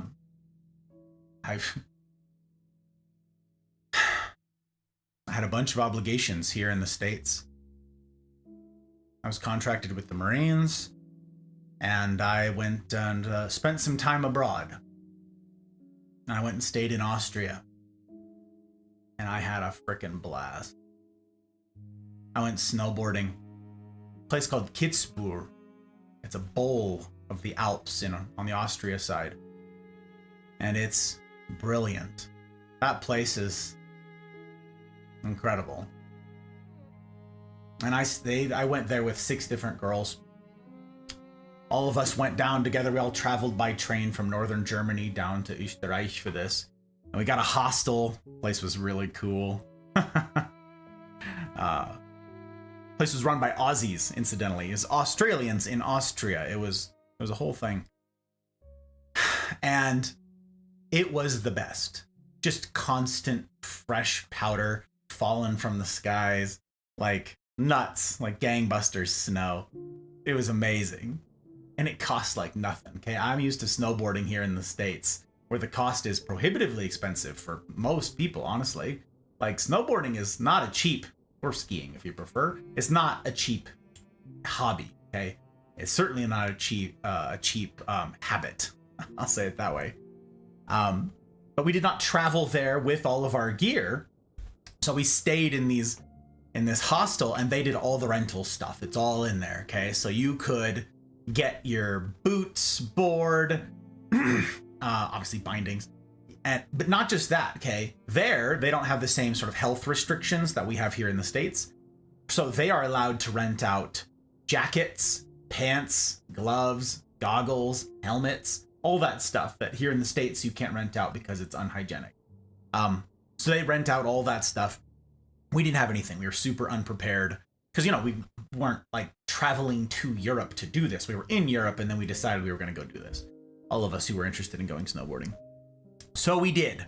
And we went down there and golly, we stayed in this hostel that was freaking incredible. Me and the girls were split up between 2 different rooms and it was super stinking fun. Then that they had food at the bar in this place. We played poker into the night. We went snowboarding absolutely all day, like an entire week. It was just back to back to back snowboarding. And at the end of the day, come in and thaw out and play poker and have bar food and do shots.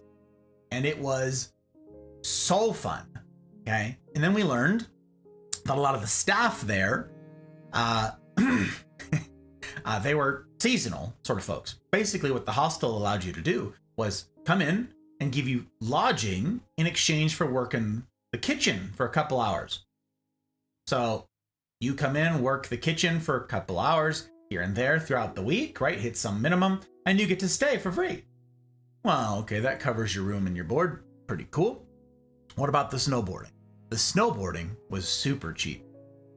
Excuse me, the lift tickets, incredibly cheap. It was crazy to me how cheap it was, especially coming from the States. Okay, we got a multi-resort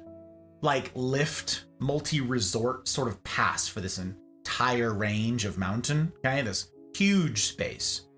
And this pass was 100 euros for all of the places for a week. That might get you like a lift ticket for a place for a day here in the States. All right. All of the rentals for the week, 90 euro. Everything, including clothing. Lodging, also 90 euros for the week. You see what We had such a good time. Our hosts were so much fun. Meeting all the people in the hostel, playing poker with people from around the world who were coming and traveling. It was so much fun. Adventure every single day. I got to try a backflip for the first time in my life because there was so much powder that you could just drop off of cornices on the top of cliffs, okay? With no fear of harm because there was so much powder underneath to catch you. It was crazy. So I tried a backflip for the first time. It didn't go well, but I was fine. Front flips are less scary, you guys. I tried all sorts of insane tricks up on those mountains, not least of which because I had a company of women with me, who I wanted to impress, and I was single. So, hey, it was fun. It was a really good time, and I really, really, really enjoyed that. And as the go home time approached, I wasn't alone in this. 2 of the girls in particular were sort of like on my side with this. I very seriously considered staying. Yeah, I signed a contract with the Marines. Yeah, I was under oath and all of that to be in the Marines. I had school obligations. I had instructorship obligations as a marksman instructor, like call them a PMI. I had a bunch of responsibilities back home. But I had also just left behind a nasty breakup from a long-term relationship.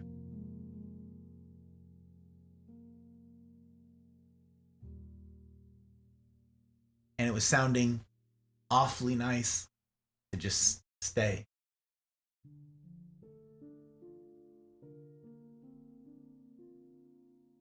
And we talked about it. What would it look like? What would the plans be? Looked up some laws.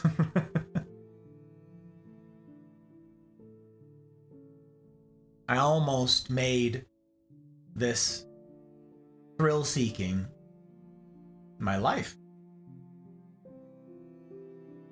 As a ranger, I almost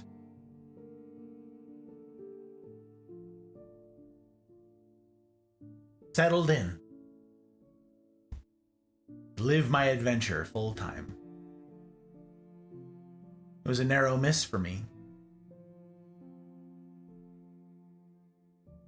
Others, not a narrow miss. Those who choose this path find that what used to get them high, the dopamine hit, the rush, the adrenaline, it loses its transcendence. It does not fill the hole inside. So they drift. The years pass and they are no further along in the masculine journey than when they began. They're stalled. They're stunted. I love the way this was put in, again, The Way of the Wild Heart. They're modern day Peter Pans, refusing to grow up as men. On the surface, they seem alive and free and daring. Beneath, they're uncertain and ungrounded. And they have broken the hearts of many young women who loved the adventurer and didn't understand why he wouldn't go on to be the warrior, the lover, the king. So where's the line? We need the adventure, but too much adventure is a bad thing? What we must understand about this time, the time of the ranger, is that it is also a time of hard work. The would-be man must learn the value of sweat, of toil. You've each no doubt heard, read, or watched stories of the young man in countless examples of this, where a young man is barred from entry into the company of men, being told something like, come back when you've earned it. The tale older than human civilizations, okay? The young man must leave the safety of the tribe to prove himself. Maybe it's a solo hunt, a vision quest, whatever. No matter the culture and no matter the specific language, he is told, in no uncertain terms, come back triumphant or don't come back at all. This will seem a cruel thing to modern sensibilities, especially to women. And just as a quick aside, I won't go into it here tonight. Ladies, you do have a historical analog for this. Haven't countless generations of women heard some form of, if you can't produce children, or perhaps male children, heirs, then you're not a real woman? For what it's worth, I'd argue that yours is far more cruel. A boy can train and can become competent and can strive for this, right? And be successful in his rite of passage as a result. You basically have no control over your fertility. So, I'm just saying. You can hype or harp all you want about the cruelty of men and how we treat other men, but that right there, that's bullshit. You've got far more cruelty, again, as far as I'm concerned, in your numbers. But back to the boys. The reason for these rites is simple. If you cannot, through trial, prove your worth, that you're an asset to the group, then what are you? If you can't prove yourself an asset, what are you? Yeah, you're a burden.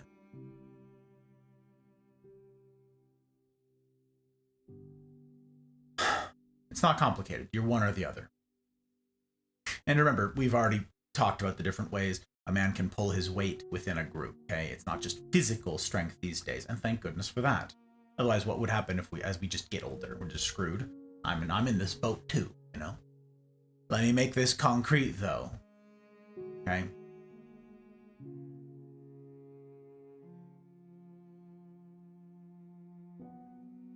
Concrete with a little bit of story time.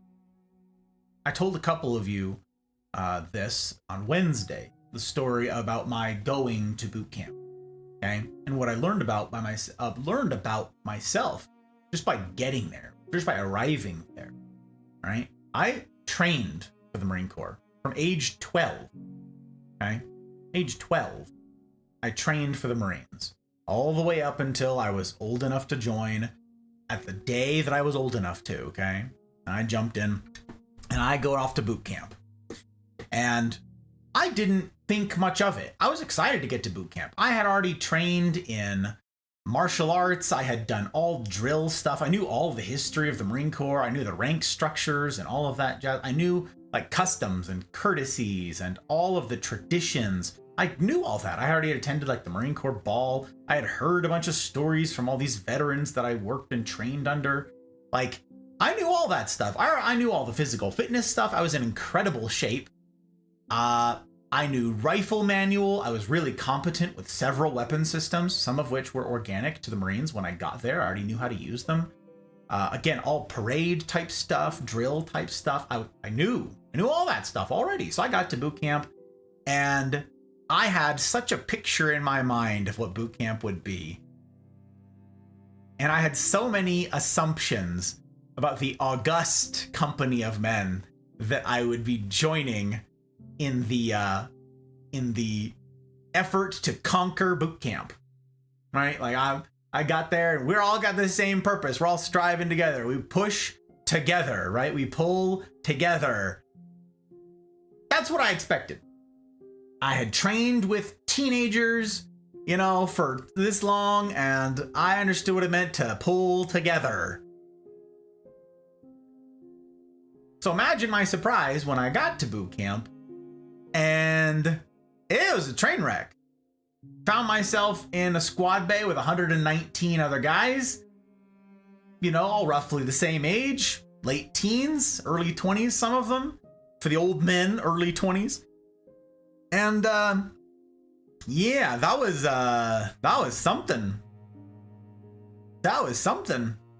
Just within the first week, just like we got to Black Friday, which is what you call, by the way, the day you're picked up by your actual drill instructors. Like you get your actual platoon designation, you're out of receiving and you get picked up and the work really begins. Like, dang, like day one, we got dudes crying and like melting down. There's dudes in like fist fights with one another. Not like actual like fist fights. Got brawls going on, arguments over all sorts of stuff. We got people who were like, someone like tried to run. There's like one dude who ran. Like, literally, dude, where do you think you're gonna go? You're on a Marine Corps recruit depot. You don't think this is the first time? There's like literally razor wire facing in. Like, not to keep people out, it's to keep you in. Where are you gonna go? Others are like toying with suicide, like that. And I'm like, holy crap, there's one dude who's like in the fetal position next to his rack. I shouldn't be here. Oh God, my dad was a Marine. My dad wanted me to be a Marine. He wanted me to follow in his footsteps, but this isn't for me. I don't belong. Oh God. And he's just like freaking melting down. I'm like, dude, y'all, are you okay? Are y'all all right? No, they're not. Incidentally, they were not all right. Some people were kind of like level-headed, but that was not everybody. Not everybody, okay?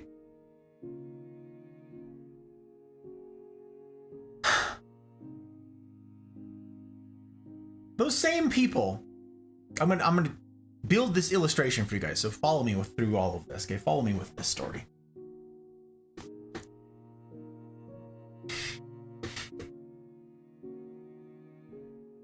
You're not allowed to quit.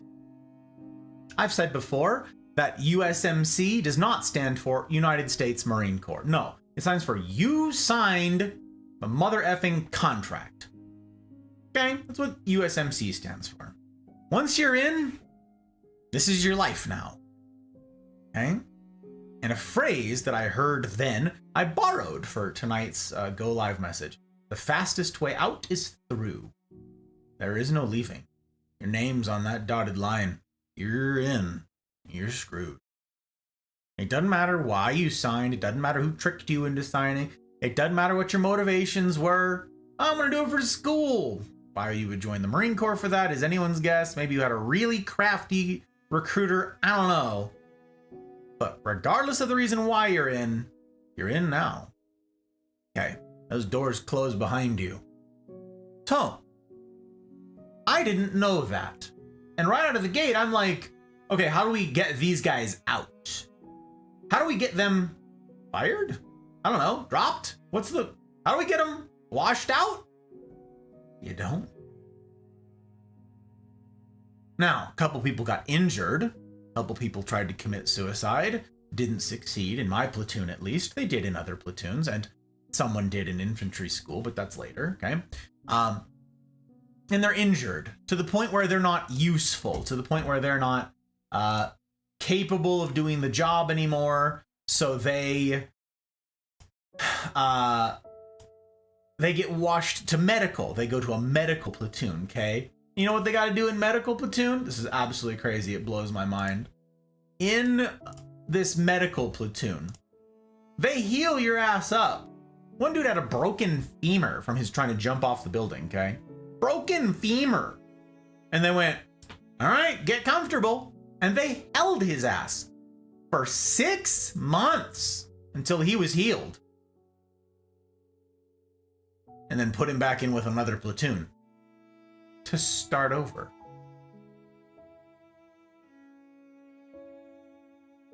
Marine Corps is going to get theirs. Uncle Sam is going to get his. Mama Corps doesn't mess around, okay? Year's no going anywhere. Started with 120 guys at the beginning. We graduated with like 110. Those 10, medical. Medical. No one gets to opt out. What does that mean for the rest of us? What does that mean for the next 3.5 months?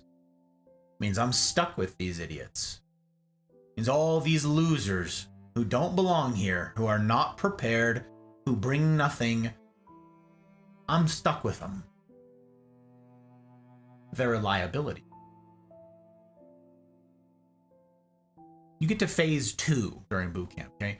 Phase 2, the second month after you've been picked up, you go to a place, at least over here on the West Coast, in Camp Pendleton, you go to a place called Camp San Onofre, okay? Or at least you used to. I suspect they still do.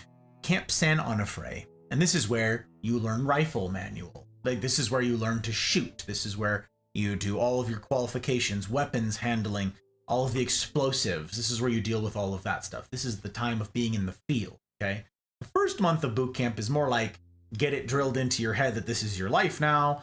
Drill, marching, and stuff like that. You learn a lot of history. You get a lot of paperwork type stuff done too. That you're not exempt from that. A lot of legwork in the beginning is a lot of logistics. You get your uniform issue. You learn how the next several months are going to go for you. You learn the ins and outs of all of this. Okay, and then you go to the Edson Range in Camp San Onofre, and now you're out in the field the whole time. You get issued some more gear. You get flak jackets, Kevlars, sappy plates, all of that jazz. And now you go out into the field and you do all of this tough, rough and tumble stuff. And you're just out in the suck all of the time, covered in dirt, head to toe, all of that jazz, right? That's all of phase 2. So you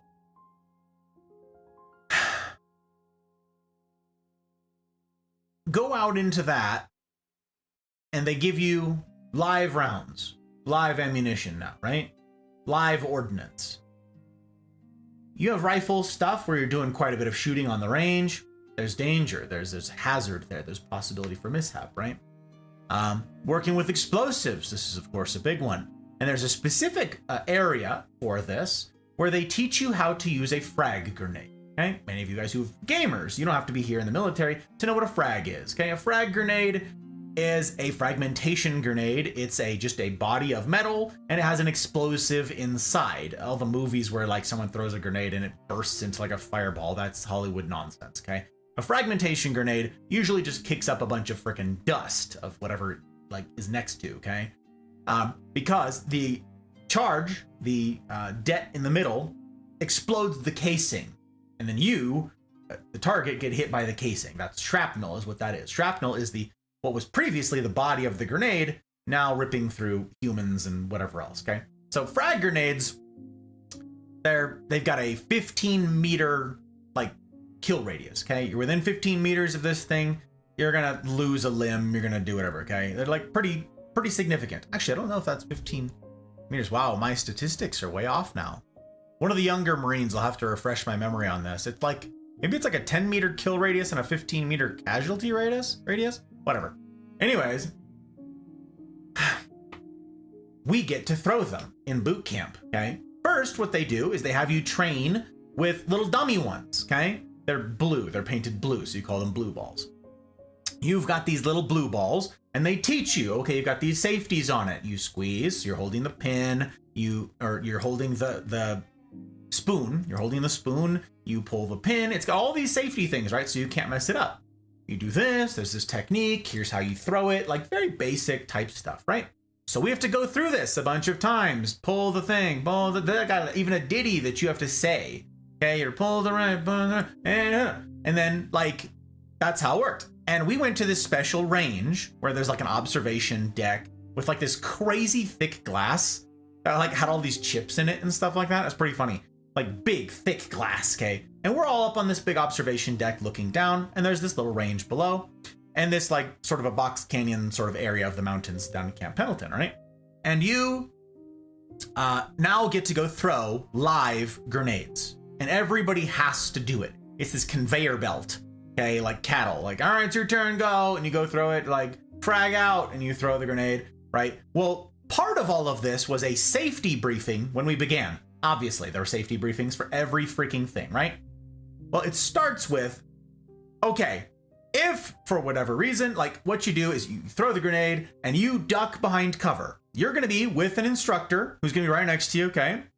And you've all got flak and Kevlar, and you've got all these things, right? And you're sitting there, and you've got an instructor right next to you, sitting right next to you, okay? You throw a grenade, he is going to put his arm on your like shoulder, and you two are going to duck down behind cover. Okay, cover was this huge, like, cement block, massive cement block thing that you are kneeling behind, okay? You kneel behind this thing, you throw the grenade, you duck behind the cover. You don't get to see, oh, did I hit? Did the explosion go? Did it? No, very danger, okay? You throw a grenade, and then you absolutely hide from the grenade, okay? That's how it works. And we had, like, this space that we're working in where we needed to get it, you know, so far over there, and that's where it's gonna detonate, yada yada. All right, part of the safety briefing was if something should go wrong, there is a like a foxhole thing behind you, okay? There's this foxhole on the ground that's pretty deep, pretty well established. It's obviously been dug there before, like it's carved out and it's fairly deep, okay? If for whatever reason something goes wrong with it, whatever, the instructor will grab you and pull you with him down into the pit. Okay, that's like to protect people from the fragmentation of the whatever. How do you think the confident rangers among us in this ranger phase of our lives, how well do you think we fared doing the grenade stuff? Pretty well, yeah. You'd be right to guess that we did just fine. I got to go throw my grenade. Boom. Okay. Up next, and on you go. Okay. It's very clinical, very boring. Okay. The only excitement at all is you being up in the observation thing, watching the explosions go off. But it's basically, again, just kind of big puffs of dust. And we got a lot of people to get through because it's not just our platoon. 120 guys, not just us. Okay. We operated in what's called a series. Okay. There's lead and follow series. And the lead series was 4 platoons of that size, and follow series was our series, was 3 platoons of that size. You sort of did stuff with your series, okay? The whole thing was your company. That's everybody, the follow and the lead together, that was your company, and I was Bravo company, okay? But broken down into series, we did everything together. So we're talking, you know, 360 people, more or less, sitting there needing to go through this, and as soon as we finished, someone else was gonna have to come along and do it. So we're moving, okay? We're moving. And here comes one of these timid boys who doesn't want to do any of this. He doesn't like it. He's scared. He's wanted to leave the entire time, right? He doesn't want to be in boot camp anymore. His dad wanted him to be a Marine, not him. Can't leave, though. We're in second phase now. He's been here for, he's well into his second month at this point. He's halfway there. Yeah, if we weren't halfway there at the grenade toss, we were darn close, okay? Halfway. This kid is shaking. Everybody's yelling, high pressure, obviously, but this is the job. Kid gets his live grenade, holds it wrong, doesn't hold the spoon. The spoon is the sort of tab that comes down on the side, okay? You hold that so that you pull the pin, and then there's still a safety in place until you let go of that spoon. When you throw it, the spoon falls off, and now the timer for the detonator starts. Okay, that's how the grenade works. This kid pulls the pin without holding the spoon, and both fall to the ground, and he's holding it in his hands. And he goes, ah, ah, and he drops it at his feet between him and the instructor. Instructor, having trained for this, having prepared for this, having worked this range for God knows how long, doesn't think twice, snatches up this idiot, and they dive into the little foxhole thing. And then there's a detonation where the two of them were previously kneeling. They're both fine. The shrapnel doesn't go like down and in, it goes out, right? So they're in the hole, the shrapnel goes over the hole, they're fine.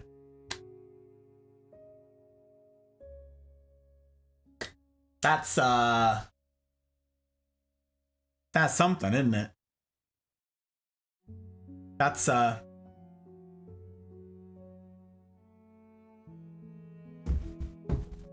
something. Another guy at the pistol range. Not comfortable with sidearms. Not comfortable with guns. We have all these procedures about how we are to conduct ourselves with firearms, how you're supposed to handle firearms, how you're supposed to behave around and near firearms. Very serious business, okay? No Marine takes weapons or weapons handling lightly. It's beaten into us. Very serious business.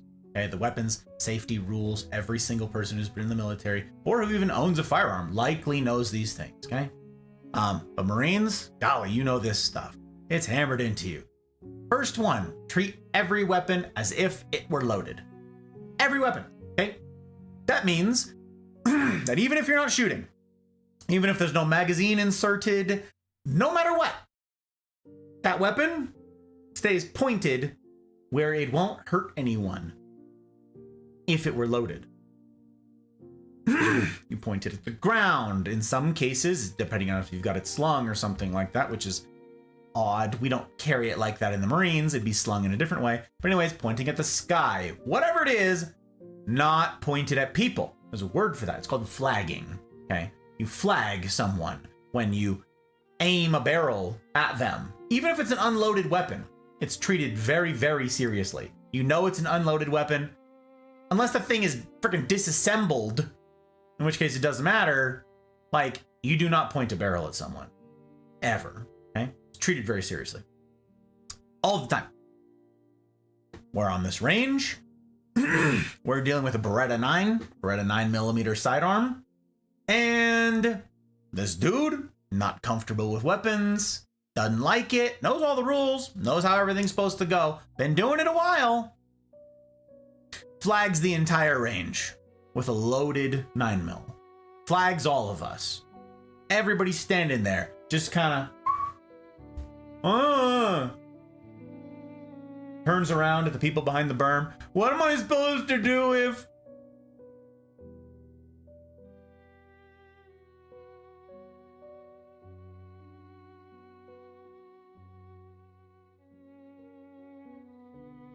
He was promptly disarmed by the guy next to him. who happened to also be our McMap instructor for our unit. He's the one who got us our belt qualifications. McMap is the Marine Corps martial arts program, okay? And he very promptly disarmed him, took the weapon, safely secured the weapon, and then everybody got freaking yelled at, of course. Of course. In both cases, a lot of people got yelled at.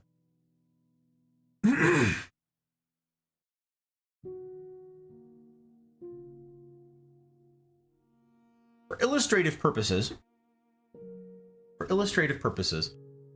for this whole you're either a burden or you're not, and there's more than one way to skin a cat thing, okay? Follow me here. We're in a post-apocalyptic world, right? A scenario that's not uncommon to people with thought experiments and so forth. Okay, but beyond the typical way that this question goes, I want to steer clear of that, okay? Beyond practical or survival skills, okay? I want you to think of, however it may apply, okay? Expand your horizon here. I want you right now listening to this to think on the men in your life who would be a pillar of strength in this circumstance, in a time of uncertainty. Who do you know or have you known who, in a circumstance like this, okay, would be undergirding of other people, okay, as opposed to demoralizing? It doesn't need to be family. It can be any man in your life, okay? I'll give you a minute or so to think about it while I sip on some tea so I'm not clearing my throat just a billion times, okay? Who in your life would be a pillar of strength? Someone you would look to in a time like this, in times of uncertainty. All of this stuff happens upon you, and you don't have to put this in chat. This is just for you. All of the terrible is going on around you. It happens all of a sudden. Where do your eyes go?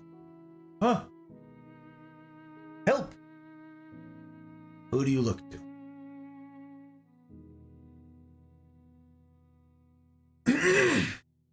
Now, this was a question. There's a variation on this question is one that I asked a handful of folks on this past Wednesday. We went through this, a handful of different crews. I went through an exercise with this to pick some people's brains.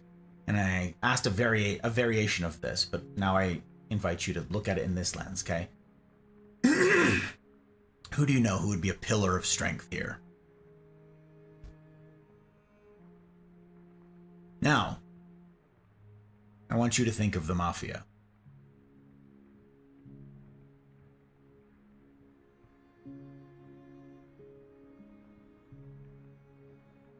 Who in the mafia do you turn to? Again, please don't put this in chat. This is an exercise for you. I'm not seeing chat anyway. I have the whole thing just turned off.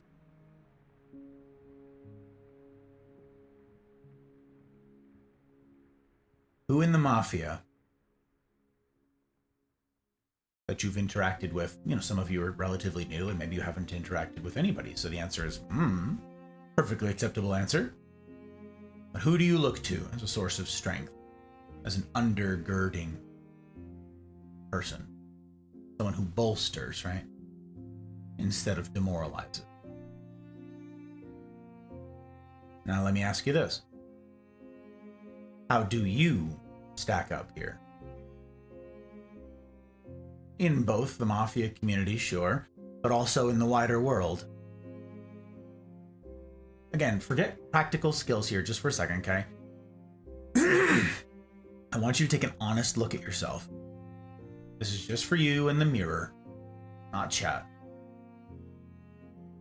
Are you a source of strength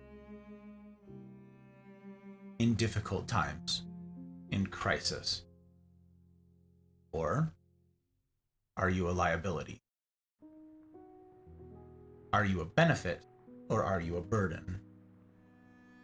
And I want you to really think about this and to be honest, because if you're not honest here with yourself, then this whole series is a literal waste of time for you. Whether you refuse to go through and work on yourself, or if you refuse to go through it all, concluding that you actually are a source of strength, and then just out of spite or whatever saying, I don't need any of this, and then forfeiting what others need you to be, a source of strength. Either way, this would be a waste of time for you.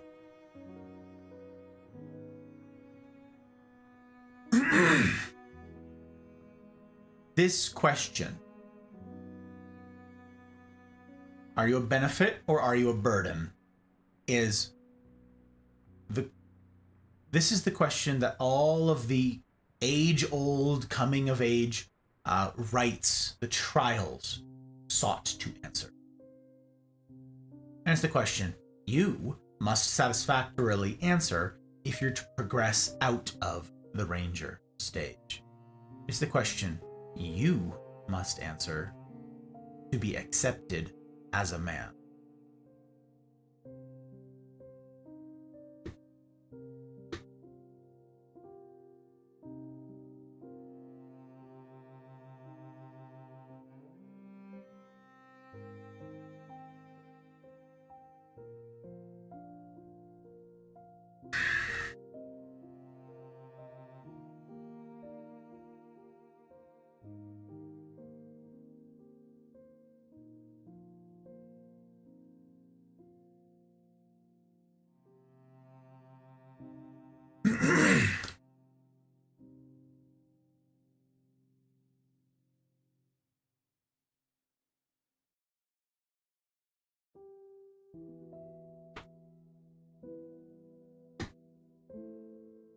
I could end things here.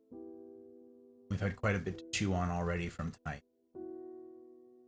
Have this one be a shorter lecture as an introduction to the Ranger phase, and pick this back up in 2 weeks. If I continue from here, it'll probably be at least another hour and a half of material. And I already said that I didn't want to go that late, didn't want to go that long.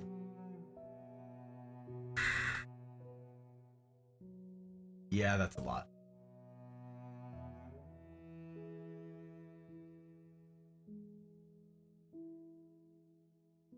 A lot.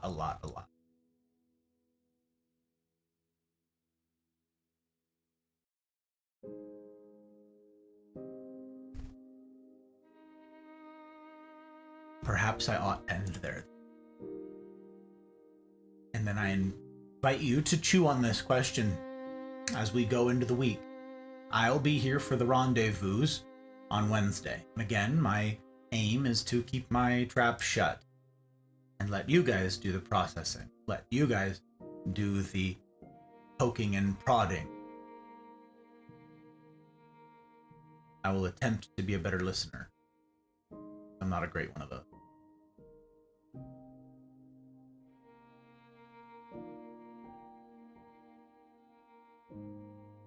The question that is in the heart of every adolescent boy. Don't miss that chief takeaway. The question, do I have what it takes? One might modify it, given where we ended. Do I have what it takes to be a benefit? Is what I have to offer acceptable to the company of men? Is it enough? Would it allow me purchase in the world of men? Or do I need to reapproach? Do I need to reevaluate? This is a question for each of you men. Each of you out there. As I said last week, the difficulty of the Boyhood series was not small for many folks in the Mafia, many who are hearing my voice. But the Ranger state will be difficult for many more. Again, because of demographics, this is where most of our community resides. Some have done this well. Many, many more have not.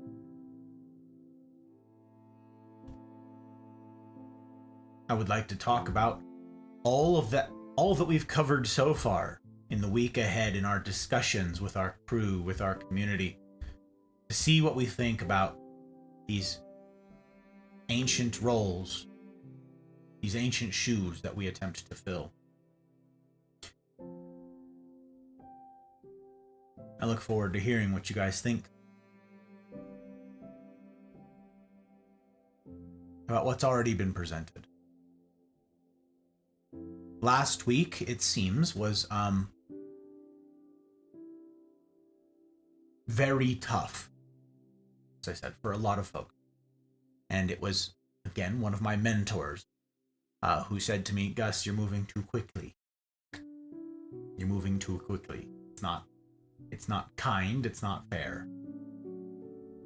I know you, Gus, are ambitious, and you've read these books, and you want to move on to the next thing because you've got, the next thing and a next thing and a next thing. But others aren't on that page with you. Slow down. I took that on the chin. Yeah, that's me.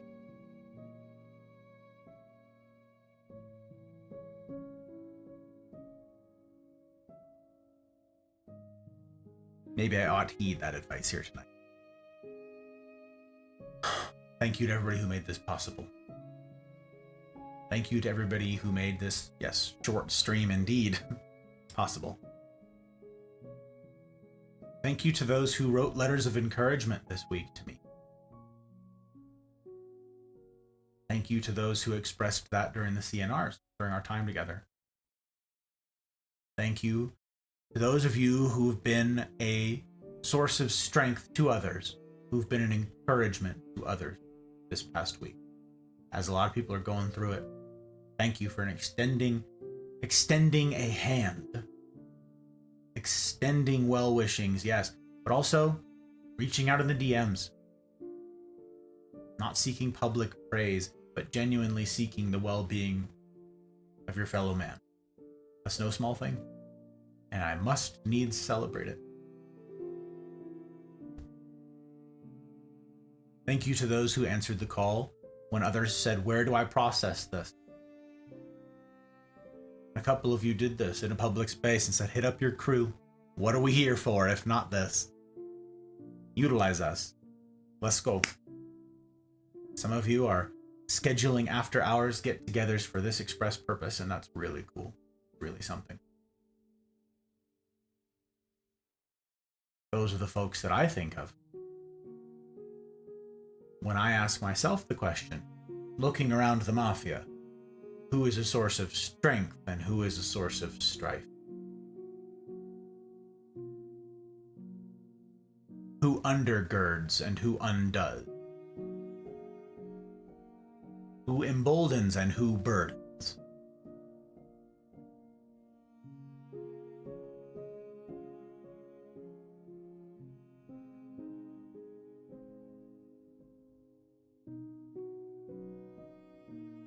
Thank you to those of you who are being a source of strength. It's needed. The world needs it. The world needs you. I'm encouraged as heck to know such as yourselves.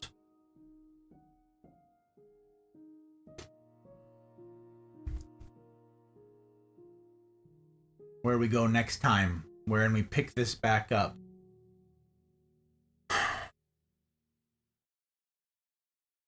We get to talk about how hard life is. That's what we get to do. We've much ground to cover. What will it look like as we continue in the seriousness?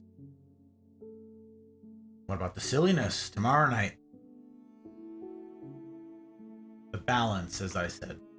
We take the silliness to balance the serious. The premiere at the beginning of stream. Will it be as fun as to you as it is to me?